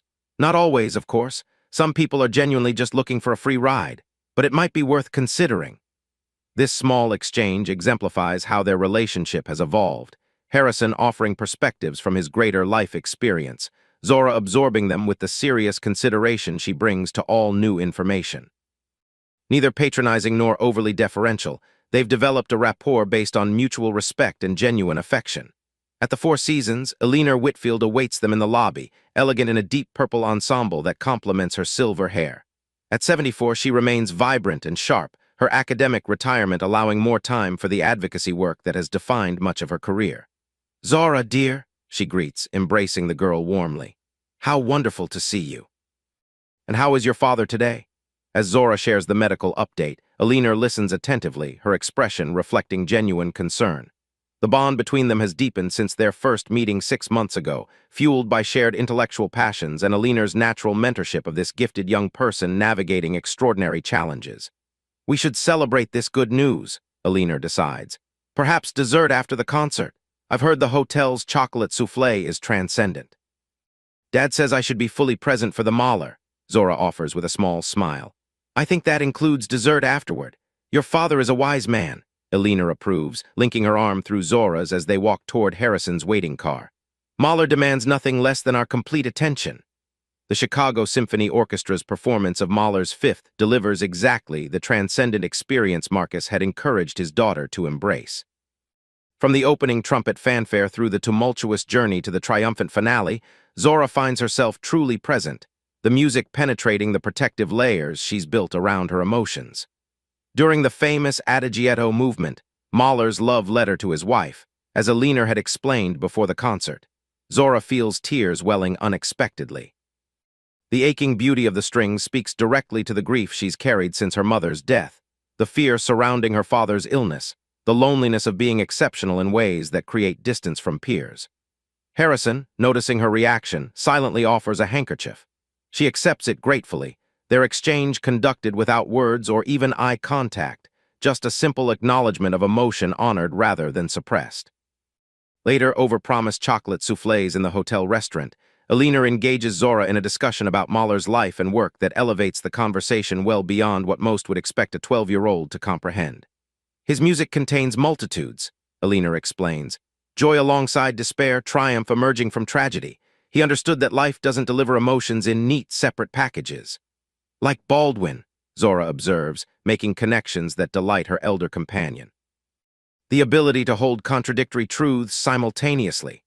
Harrison watches this exchange with quiet pride, in his mother's graceful mentorship, in Zora's remarkable mind, in the unlikely bond that has formed between them. Three lives that might never have intersected, but for that confrontation on Flight 1857, now woven together in ways that have enriched them all. As their evening concludes and Harrison prepares to drive Zora back to Josephine's brownstone, Eleanor takes the girl's hands in hers. "I've been thinking about your essay for the anthology," she says. "It's excellent as written, but I wonder if you might consider incorporating something of your personal experience, not extensively, but as context for your analysis." Zora hesitates, her natural reticence about sharing private matters evident. "You mean about the flight, about Mr. Whitfield?" "Only if you're comfortable," Eleanor assures her. "But yes, that encounter illustrates the theoretical points you're making about perception and privilege in a way abstract examples cannot." "I'll think about it," Zora promises, though her expression suggests reluctance. On the drive to Hyde Park, Harrison perceives her preoccupation. "My mother means well," he offers, "but you should only write what feels right to you." "It's not that I mind discussing what happened," Zora explains after a thoughtful pause. "It's that I don't want to be defined by it, or by any single aspect of my identity, not my race, not my family name, not my father's illness or my mother's death. She looks out at the passing city lights. I want to be seen as whole. The profound nature of this desire, to be recognized in her full humanity rather than reduced to categories or circumstances, strikes Harrison deeply. That's what everyone wants ultimately, he acknowledges, though few articulate it as clearly as you just did. Arriving at Josephine's home, Harrison walks Zora to the door as always. Before saying goodnight, she hands him back his handkerchief, now neatly folded. Thank you, she says simply, for the concert, for understanding about the essay, for everything. My pleasure, Harrison responds. I'll be back in Chicago next Thursday if you'd like to visit the Art Institute's new exhibition. Your father mentioned you might enjoy it. I'd like that, Zora confirms. As she turns to enter the house, she adds, Mr. Whitfield, I think Sophie might be worth talking to after all about the project. Harrison smiles, recognizing this small decision to reach out as significant coming from someone who has learned to protect herself through careful distance. Good night, Zora. Good night, Mr. Whitfield. Inside, Josephine looks up from her laptop where she's been working on a policy brief. How was Mahler? Transformative, Zora answers, the word choice revealing more than a typical preteen's vocabulary. Dad was right about being present for it. Josephine sets aside her work, giving her niece her full attention. You've been spending quite a bit of time with the Whitfields lately. Is that a problem? Zora asks, immediately defensive. Not at all, Josephine assures her. I'm simply observing. Harrison has become an important figure in your life. Zora considers this as she unpacks her school bag. He listens, really listens, not just waiting for his turn to talk, and he doesn't treat me like I'm fragile because of Dad or exceptional because I'm a Rockefeller or unusual because I'm black in spaces where that's still rare. She pauses. He just treats me like Zora. The simplicity of this statement underscores its profound importance. Josephine nods, understanding completely. That's a rare gift. Alina says he's changed a lot in the past year, Zora continues, hanging up her cardigan. That he used to be much more rigid in his thinking. People can surprise us with their capacity for growth, Josephine observes. Some just need the right catalyst. The conversation shifts to Marcus's encouraging medical news and plans for the weekend. Later, preparing for bed, Zora finds herself contemplating Alina's suggestion about the S.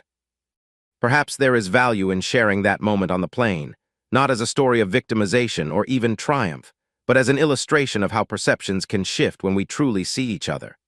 Across town in his hotel room, Harrison Whitfield conducts a video call with his executive team in New York. The quarterly numbers are excellent, projections strong, client relationships solid. Yet as his team delivers their updates, Harrison finds his thoughts returning to the moment in the symphony when he'd noticed Zora's tears during the adagietto. There had been something profoundly moving about witnessing this normally composed young person allow herself to be touched by beauty, to feel deeply without apology or restraint. It reminds him of his own tendency toward emotional guardedness, how much he's had to unlearn the professional detachment that once pervaded his personal life as well. After the call ends, Harrison sends a text to his mother. Zora loved Mahler. Considering your suggestion about the essay, thanks for your wisdom with her. Alina's response comes quickly. She's an old soul in a young body. Reminds me of you at that age, though you'd scoff at the comparison. Harrison smiles at his mother's insight. Though their backgrounds could hardly be more different, he does recognize in Zora something of his childhood self. The seriousness, the acute awareness of others' expectations, the retreat into intellect as a safe harbor from emotional turbulence. The difference, he reflects, is that his guardedness had stemmed from privilege and the pressure of legacy, while hers navigates the additional complexities of race and grief. Yet both, in their own ways, face the challenge of being fully seen beyond the labels assigned by others. The following week brings both progress and setbacks. Marcus develops a fever that delays his treatment, a reminder of how precarious the path to recovery remains. Zora maintains her outward composure, but Josephine notices she's sleeping poorly, sometimes wandering the house at night or falling asleep over her books. Harrison's business trip is extended unexpectedly, necessitating a rain check on their Art Institute visit. Though Zora accepts this change of plans with mature understanding, the disappointment is evident beneath her poised acknowledgement. On Thursday afternoon, as Zora sits alone in the school library during lunch, a shadow falls across her history textbook. Looking up, she finds Sophie Goldstein, the underperforming member of her social studies group, standing awkwardly beside her table. Can we talk? Sophie asks, her usual bravado notably absent. About the project? Zora gestures to the empty chair opposite her. Of course, Sophie sits, fidgeting with her lunch card. Up close, Zora notices details she's overlooked before, the dark circles under the other girl's eyes, the bitten nails, the slightly rumpled appearance of her uniform that contrasts with most students' crisp presentation.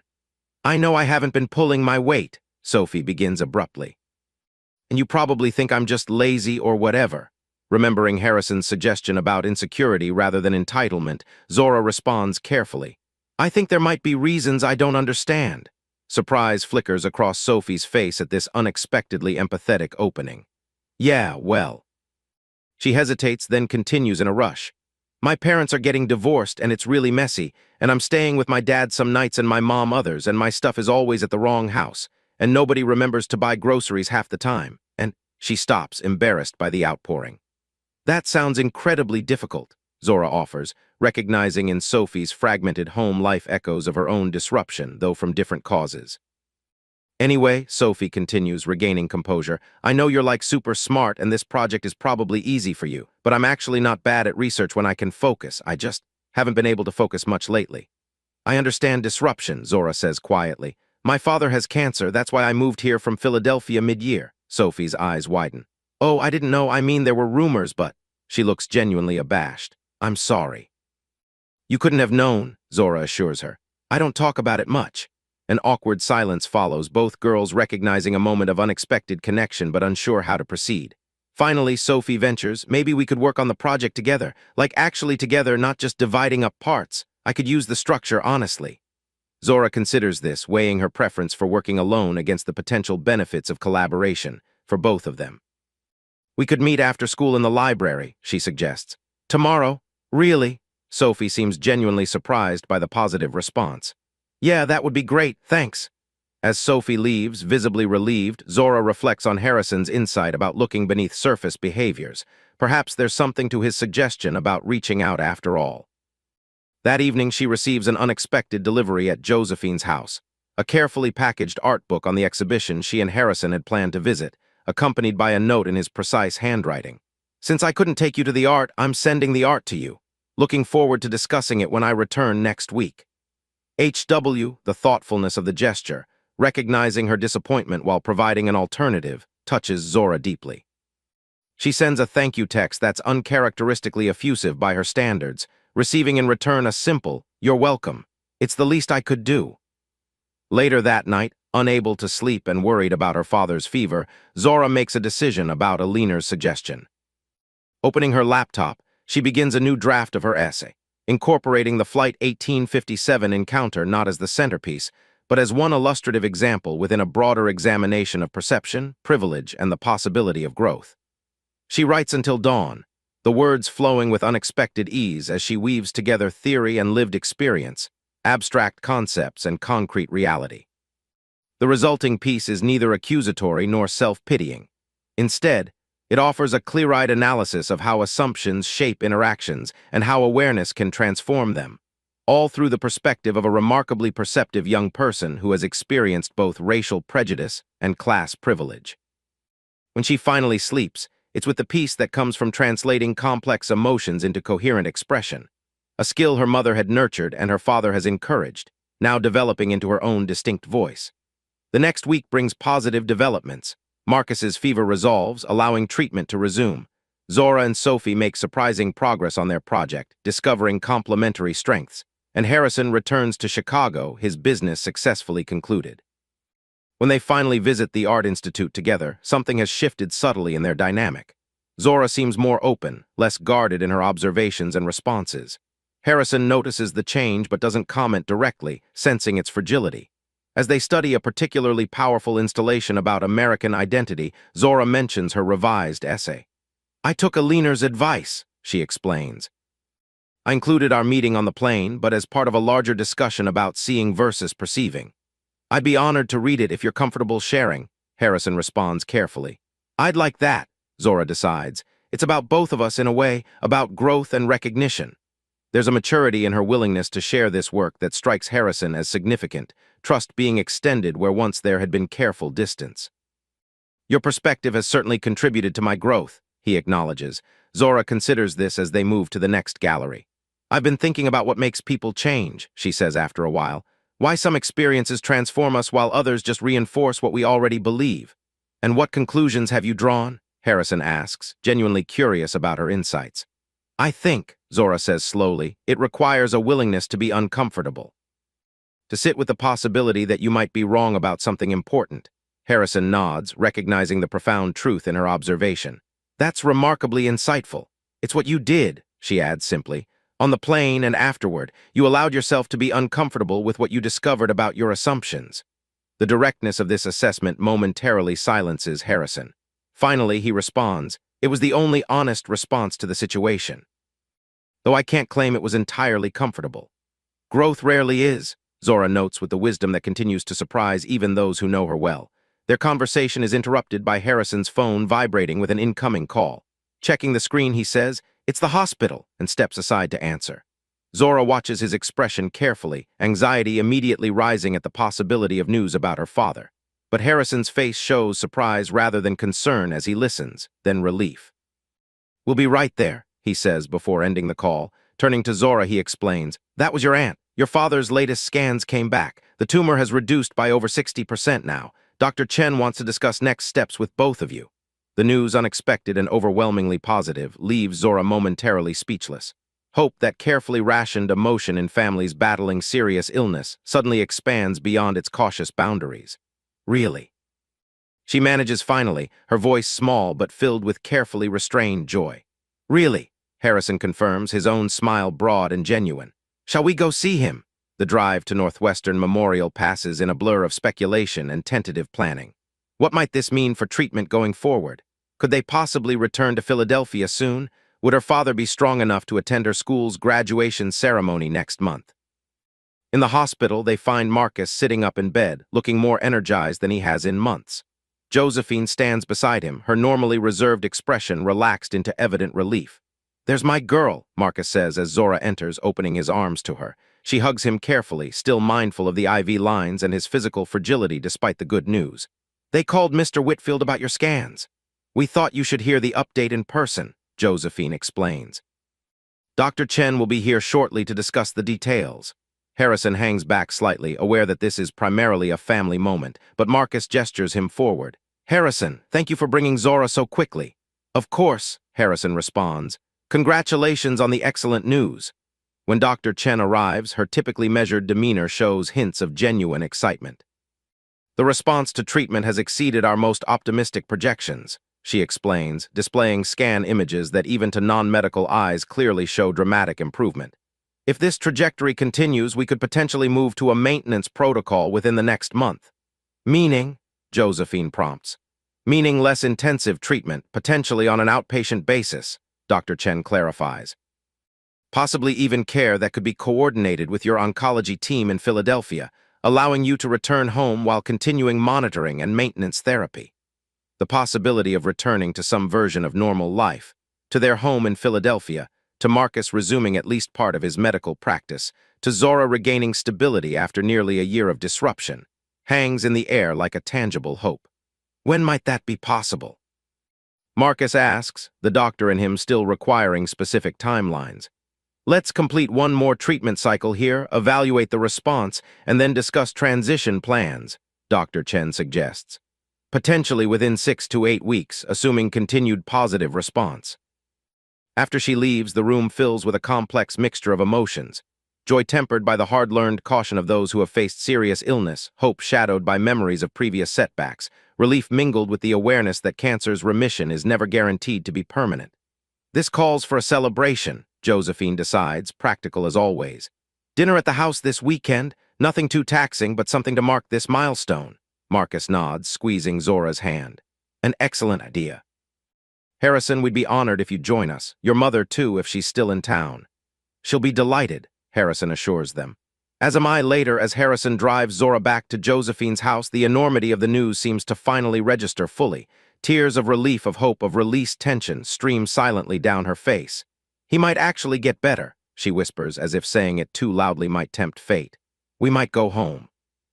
It looks very promising, Harrison agrees, offering a tissue from the glove compartment. Zora wipes her eyes, then asks the question that has clearly been forming in her mind. If we move back to Philadelphia, will we still see you? The vulnerability in this question, so different from her usual self-contained poise, touches Harrison deeply. "Of course we will," he assures her without hesitation. "I'm in Philadelphia regularly for business, and there's always New York, just a train ride away. Plus, my mother would never forgive me if I let her lose track of her favorite young essayist." This draws a small smile from Zora. "I'd like to keep in touch. You've been—" She searches for the right words. "You've been important during all of this." "The feeling is entirely mutual," Harrison responds simply. "Some connections transcend geography." As they arrive at Josephine's brownstone, the spring twilight bathes Chicago in soft golden light. On the horizon, the silhouette of the city's iconic skyline stands as a reminder of this unexpected chapter in Zora's life, a chapter that began with confrontation on an airplane and evolved into connections that have sustained her through some of her darkest days. "Mr. Whitfield," she says, unbuckling her seatbelt. "Thank you, not just for today, but for everything since that flight." "You know," Harrison responds thoughtfully, "I think it might be time you called me Harrison. At least outside of school or formal settings." Zora considers this suggestion, the subtle shift it represents in their relationship, the acknowledgement of her growing maturity, the evolution from the strict formality of their early encounters. "I'd like that," she decides with a small nod. "Harrison." The name feels strange on her tongue after months of Mr. Whitfield, but also right somehow, a marker of how far they've both come since that first confrontation, how much they've learned from each other along the way. As Zora walks toward the house, Harrison watches until she's safely inside, reflecting on the remarkable journey that began with his worst self and has led to some of his best moments. The embarrassment of that day on Flight 1857 has transformed into something he could never have anticipated, a connection that has enriched his life immeasurably, and he hopes provided some stability for a remarkable young person navigating extraordinary challenges. The future remains uncertain, as it always does. Marcus's improved health offers hope but no guarantees. Zora's eventual return to Philadelphia will change the nature of their connection, but not, Harrison is determined, its importance. Some relationships defy easy categorization, mentor and student perhaps, but also friends of a sort, two people whose lives intersected at exactly the moment when each had something essential to teach the other.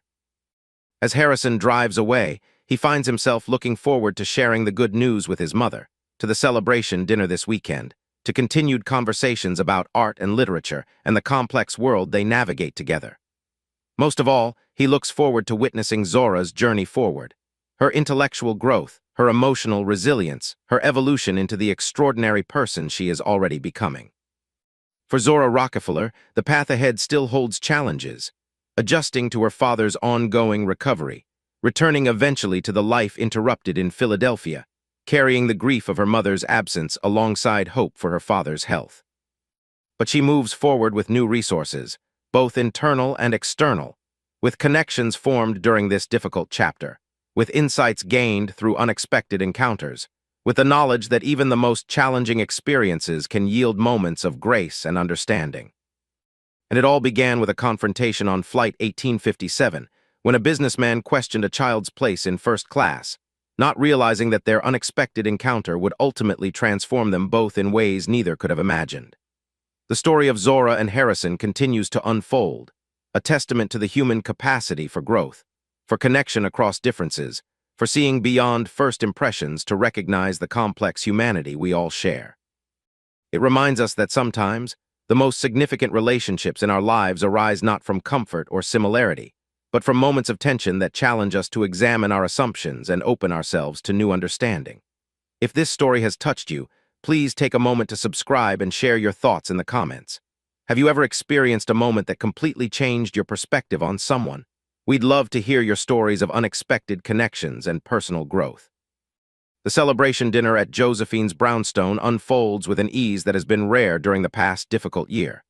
The dining room glows with candlelight, the table set with her best china and crystal, not the everyday settings that have become routine, but the special occasion pieces that acknowledge this evening as a milestone. Marcus sits at the head of the table, still thin, but with more color in his face than he's had in months. Beside him, Zora appears genuinely relaxed for perhaps the first time since her mother's death, the perpetual tension in her young shoulders noticeably diminished. Across from them, Harrison and Alina Whitfield complete this unlikely gathering of people whose lives have become unexpectedly intertwined. "A toast," Josephine proposes, raising her wine glass.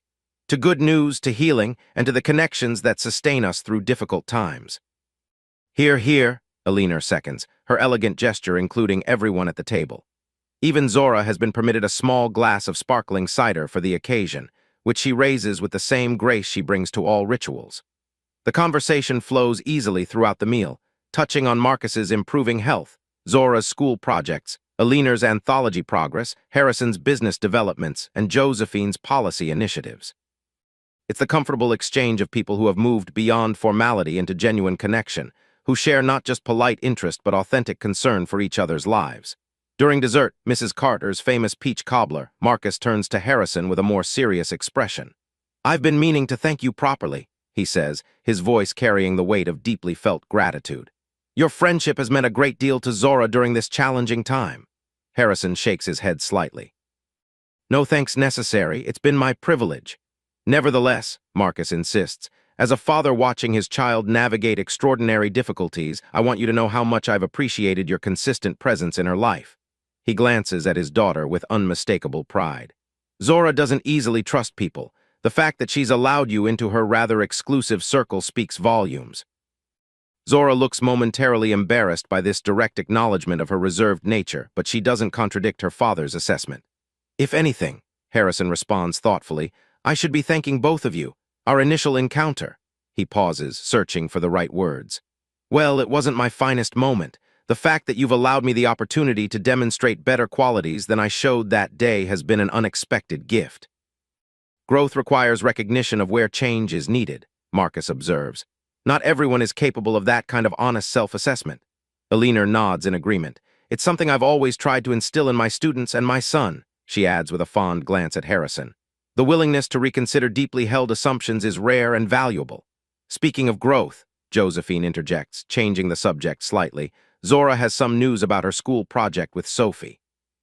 All eyes turn to Zora, who straightens slightly in her chair. "We received the highest grade in the class," she reports with modest pride. "Ms. Harrington has recommended we submit it to the citywide social studies competition." "That's wonderful," Alina exclaims, "especially given the challenges you mentioned in working together initially." "Sophie turned out to have excellent research skills," Zora explains. "She just needed some structure and—" She pauses, glancing briefly at Harrison. "And someone to look beyond initial impressions to see her potential." The parallel to her own experience with Harrison is clear to everyone at the table, though tactfully left unstated. Harrison acknowledges it with a small nod of recognition, appreciating both the insight and the discretion. As the evening progresses, the conversation turns to practical matters: the potential timeline for returning to Philadelphia, the coordination required between medical teams, the school arrangements for Zora to complete her academic year. "I've been researching flight options," Josephine explains, ever the practical planner. "Once Dr. Chen gives final clearance, we should be able to arrange everything quite quickly." "No commercial flights," Marcus interjects firmly. "I'll arrange a private medical transport. The risk of infection is still too high for commercial travel." Harrison, who has been listening quietly, offers, "If timing becomes an issue, my company's jet might be an option. It would be easy to arrange appropriate medical accommodations." The offer is made simply, without fanfare, a practical solution rather than a display of wealth or influence. Marcus considers it with the same practicality. "That's very generous," he acknowledges. "Let's see what the medical team recommends when the time comes." Later, as the adults linger over coffee in the living room, Zora excuses herself briefly. When she returns, she carries a manila envelope which she presents to Alina. "My revised essay," she explains. "For your anthology, I've incorporated our discussion about personal experience as context for the theoretical analysis." Alina accepts the envelope with evident pleasure. "I look forward to reading it. Your perspective will add something unique to the collection." "I included a note explaining that I'm comfortable with using my real name," Zora adds. "I've decided I don't need a pseudonym after all." This seemingly small detail represents a significant shift in Zora's thinking, a willingness to attach her identity publicly to her experiences, to stand openly in her truth rather than seeking the protection of anonymity. "I'm glad to hear that," Alina responds warmly. "Your voice deserves to be recognized." As the evening draws to a close, farewells are exchanged with the understanding that this gathering represents not an ending but a transition, to Marcus's continued recovery, to the Rockefellers' eventual return to Philadelphia, to a new phase in the connections that have formed during this challenging chapter. Harrison and Alina prepare to leave, accepting thanks from their hosts with gracious acknowledgments. At the door, Zora surprises Harrison with a brief, spontaneous hug, a rare physical demonstration from this normally reserved young person. "See you Tuesday for the museum exhibit," she confirms, reverting to her usual composed manner, though with a new warmth in her expression. "Absolutely," Harrison agrees. "I'll pick you up after school." As the Whitfields depart into the spring evening, Josephine closes the door behind them and turns to find Marcus watching Zora with a thoughtful expression. "What?" Zora asks, noting her father's contemplative gaze. "I was just thinking how proud your mother would be," Marcus says softly, "of how you've navigated this difficult year, of the wisdom you've shown in knowing when to maintain distance and when to allow connection." Tears spring unexpectedly to Zora's eyes at this mention of Eleonora, not the sharp pain of fresh grief, but the bittersweet ache of enduring love and absence. "I think about that a lot," she admits. "What mom would think about my decisions?" "She would marvel at your resilience," Marcus assures her, moving to embrace his daughter despite his still fragile strength. "And she would recognize in you the same quality she possessed, the ability to see beyond surfaces to what truly matters." As Josephine observes this tender exchange between father and daughter, she reflects on the extraordinary journey they've all taken since Marcus's diagnosis. The fears faced, the adjustments made, the unexpected supports discovered along the way. Most striking has been Zora's evolution from a child frozen in grief to a young person cautiously reopening herself to connection, even knowing the vulnerability that entails. The relationship with Harrison Whitfield represents perhaps the most surprising development in this difficult year, an unlikely friendship born from confrontation, nurtured through shared intellectual interests, and deepened by mutual respect. What began as a tense encounter on Flight 1857 has transformed into something none of them could have anticipated, a connection that has provided stability for Zora and growth for Harrison, enriching both their lives in the process. Later that night, as Chicago settles into quiet and the brownstone's occupants prepare for sleep, Zora pauses at her bedroom window. The city skyline glows against the dark sky, a landscape that was foreign to her 9 months ago but has now become familiar, even meaningful. When they return to Philadelphia, a homecoming she has longed for but now views with more complex emotions, this Chicago chapter will remain significant, not despite, but because of its challenges. In her satchel lies the book Harrison gave her last week, inscribed with a quote from James Baldwin. "Not everything that is faced can be changed, but nothing can be changed until it is faced." The words resonate with her developing understanding of how growth occurs, through confronting difficult truths, through allowing perspectives to expand, through the courage to remain open even when past experience counsels caution. Across town in their hotel suite, Alina reads Zora's essay, occasionally making notes in the margins but primarily absorbed in the remarkable synthesis of personal experience and theoretical insight. The voice that emerges from these pages belongs to someone navigating the complex intersection of privilege and prejudice, of exceptional intelligence and ordinary human vulnerability. "Extraordinary," she murmurs, completing the final page. "Simply extraordinary."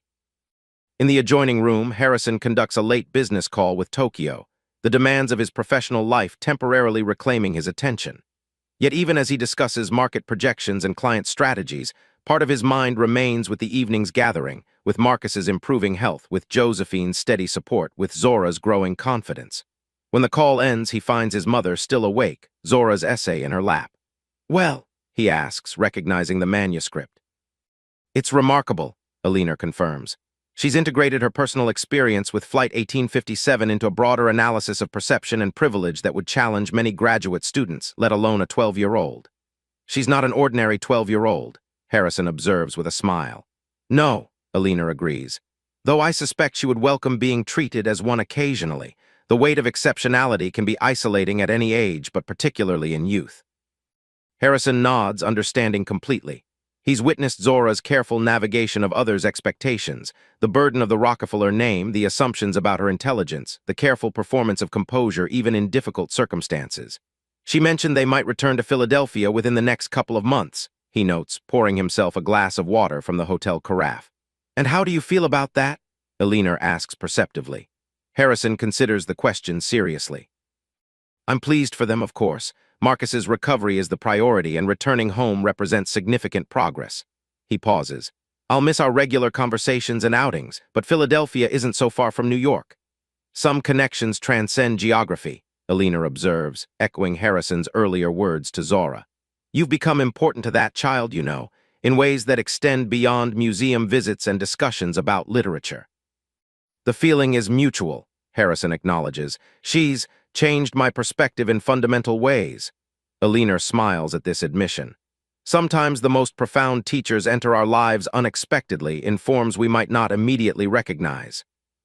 This observation lingers with Harrison as he prepares for sleep, contemplating the unlikely path that led from that confrontation on Flight 1857 to this point, where a businessman in his 40s finds himself genuinely invested in the well-being and development of a remarkably perceptive 12-year-old, where initial assumptions have given way to authentic connection, where growth has occurred on both sides of an unexpected relationship. The weeks that follow bring steady progress in Marcus's recovery. The transition to a less intensive treatment protocol proceeds as hoped, each positive medical report building toward the possibility of returning to Philadelphia. Zora continues to excel academically while making tentative social connections, not just with Sophie, but with a few other classmates who gradually penetrate her protective reserve. Harrison maintains his presence in her life through their regular outings and conversations, now complemented by occasional group activities that include Marcus when his strength permits. The boundaries between family friend and mentor blur into something unique and valuable, a relationship defined not by conventional categories, but by mutual respect and genuine affection. In late May, Dr. Chen finally gives her approval for Marcus to transition his care to his oncology team in Philadelphia.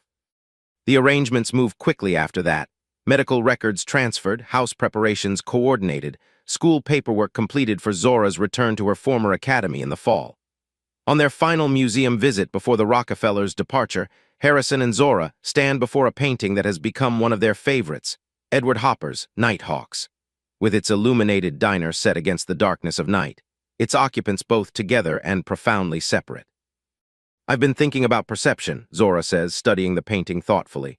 About how we see each other, but also how we allow ourselves to be seen.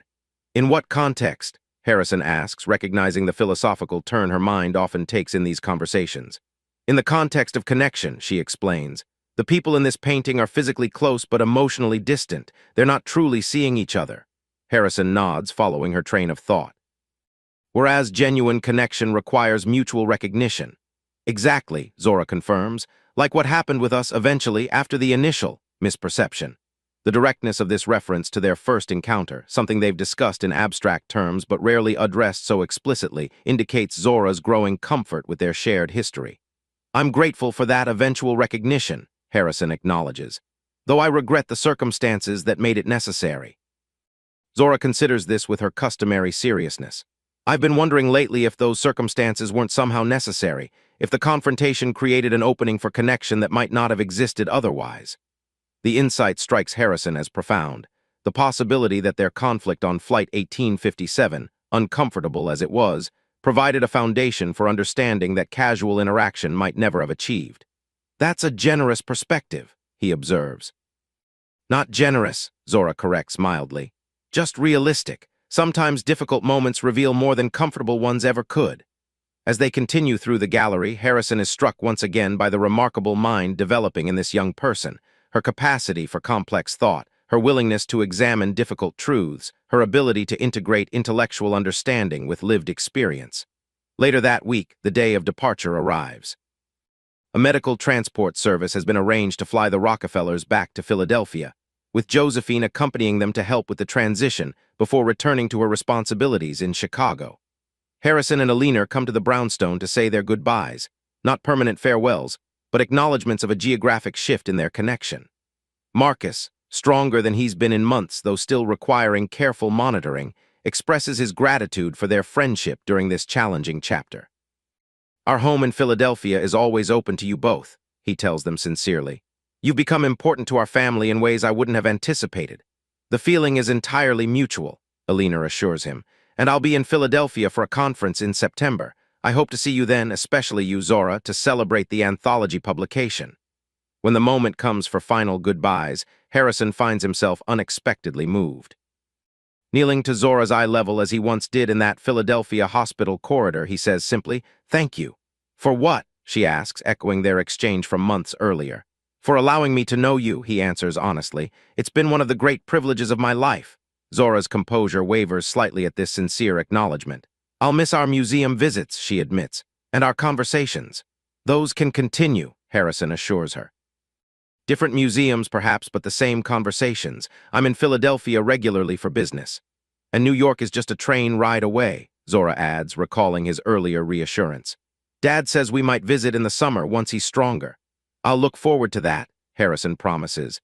In the meantime, there's email and phone calls. Some connections don't require physical proximity. As the Rockefellers depart for the airport, Harrison and Alina stand on the brownstone steps, watching until the car disappears around the corner.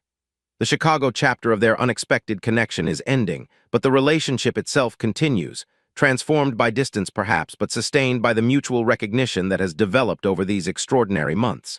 She'll be all right, Alina says softly, sensing her son's reflective mood. Yes, Harrison agrees. She's remarkably resilient, and having Marcus's health improving makes all the difference. I wasn't just referring to her father's illness, Alina observes. I meant she'll be all right with the transition in your relationship. She understands its value beyond physical presence.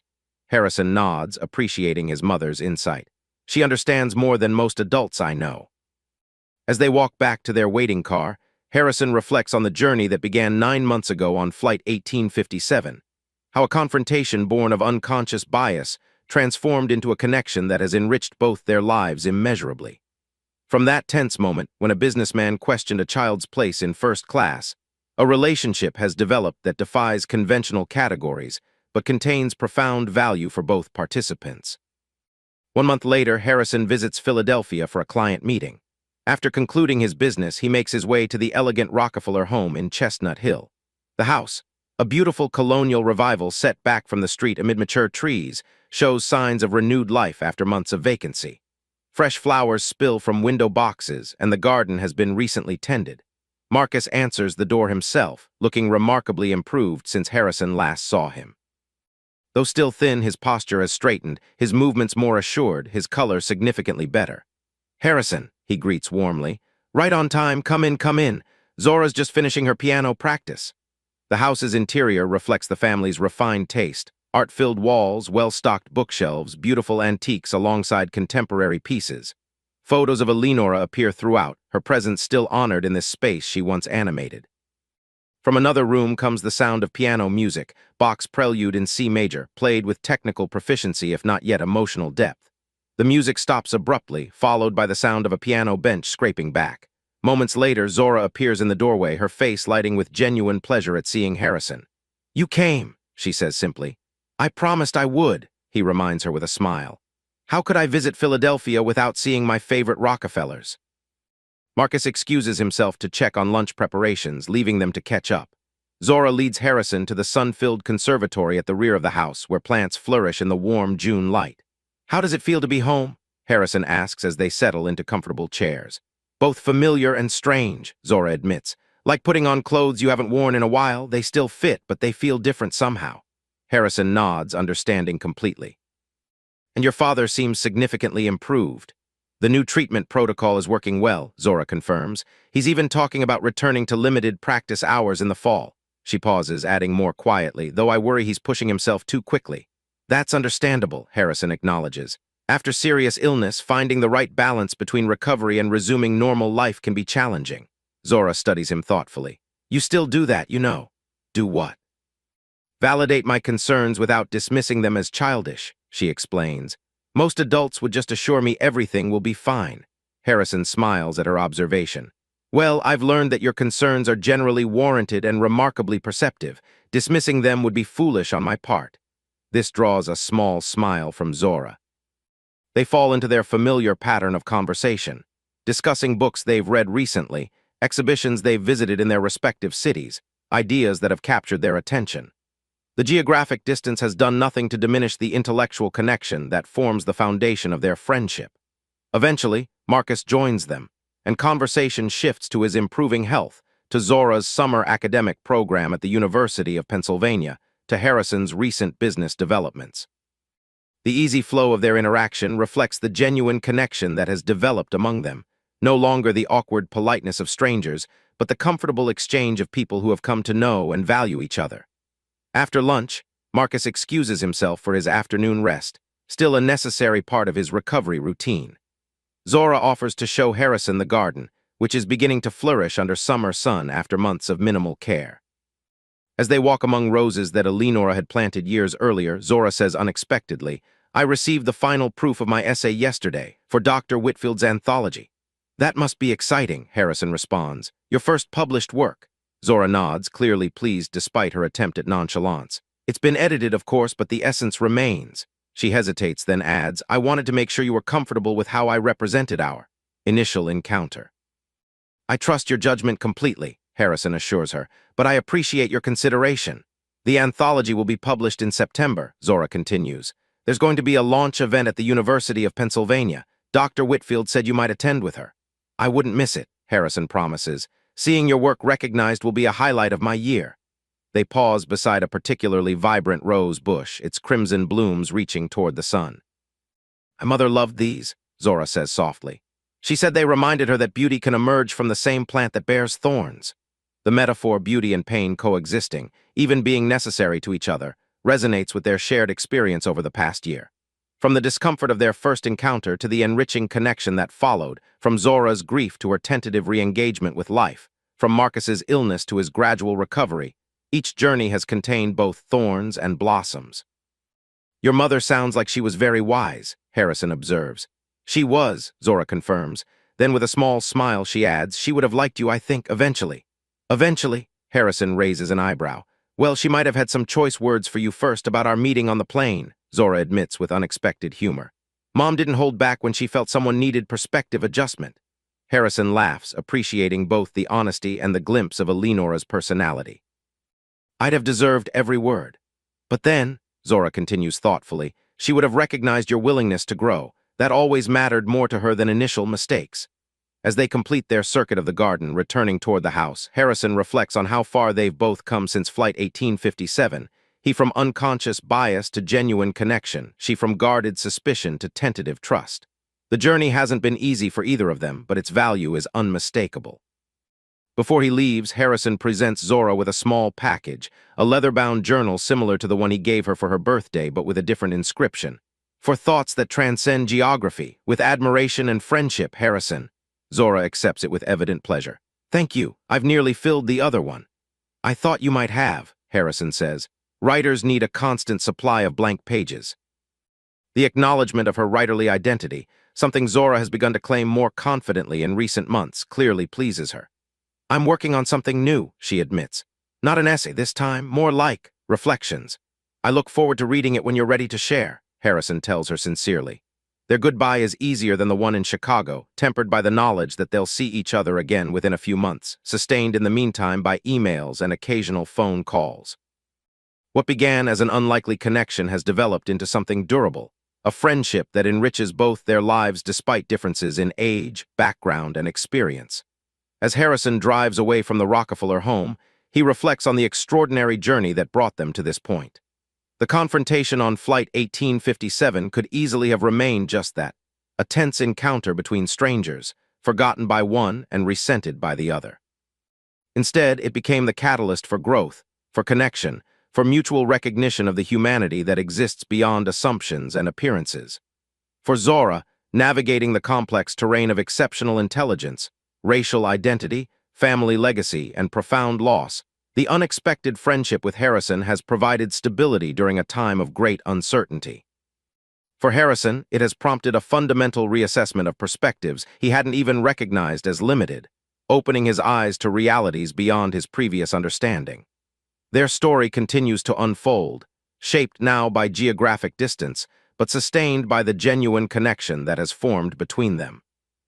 From Philadelphia to New York, from Chicago to wherever their paths may lead, the legacy of Flight 1857 remains, not as a moment of conflict, but as the beginning of a journey toward greater understanding, a reminder that sometimes our most significant growth emerges from our most uncomfortable encounters. If this story has touched you, please take a moment to subscribe and share your thoughts in the comments. Have you ever had an encounter that changed your perspective completely?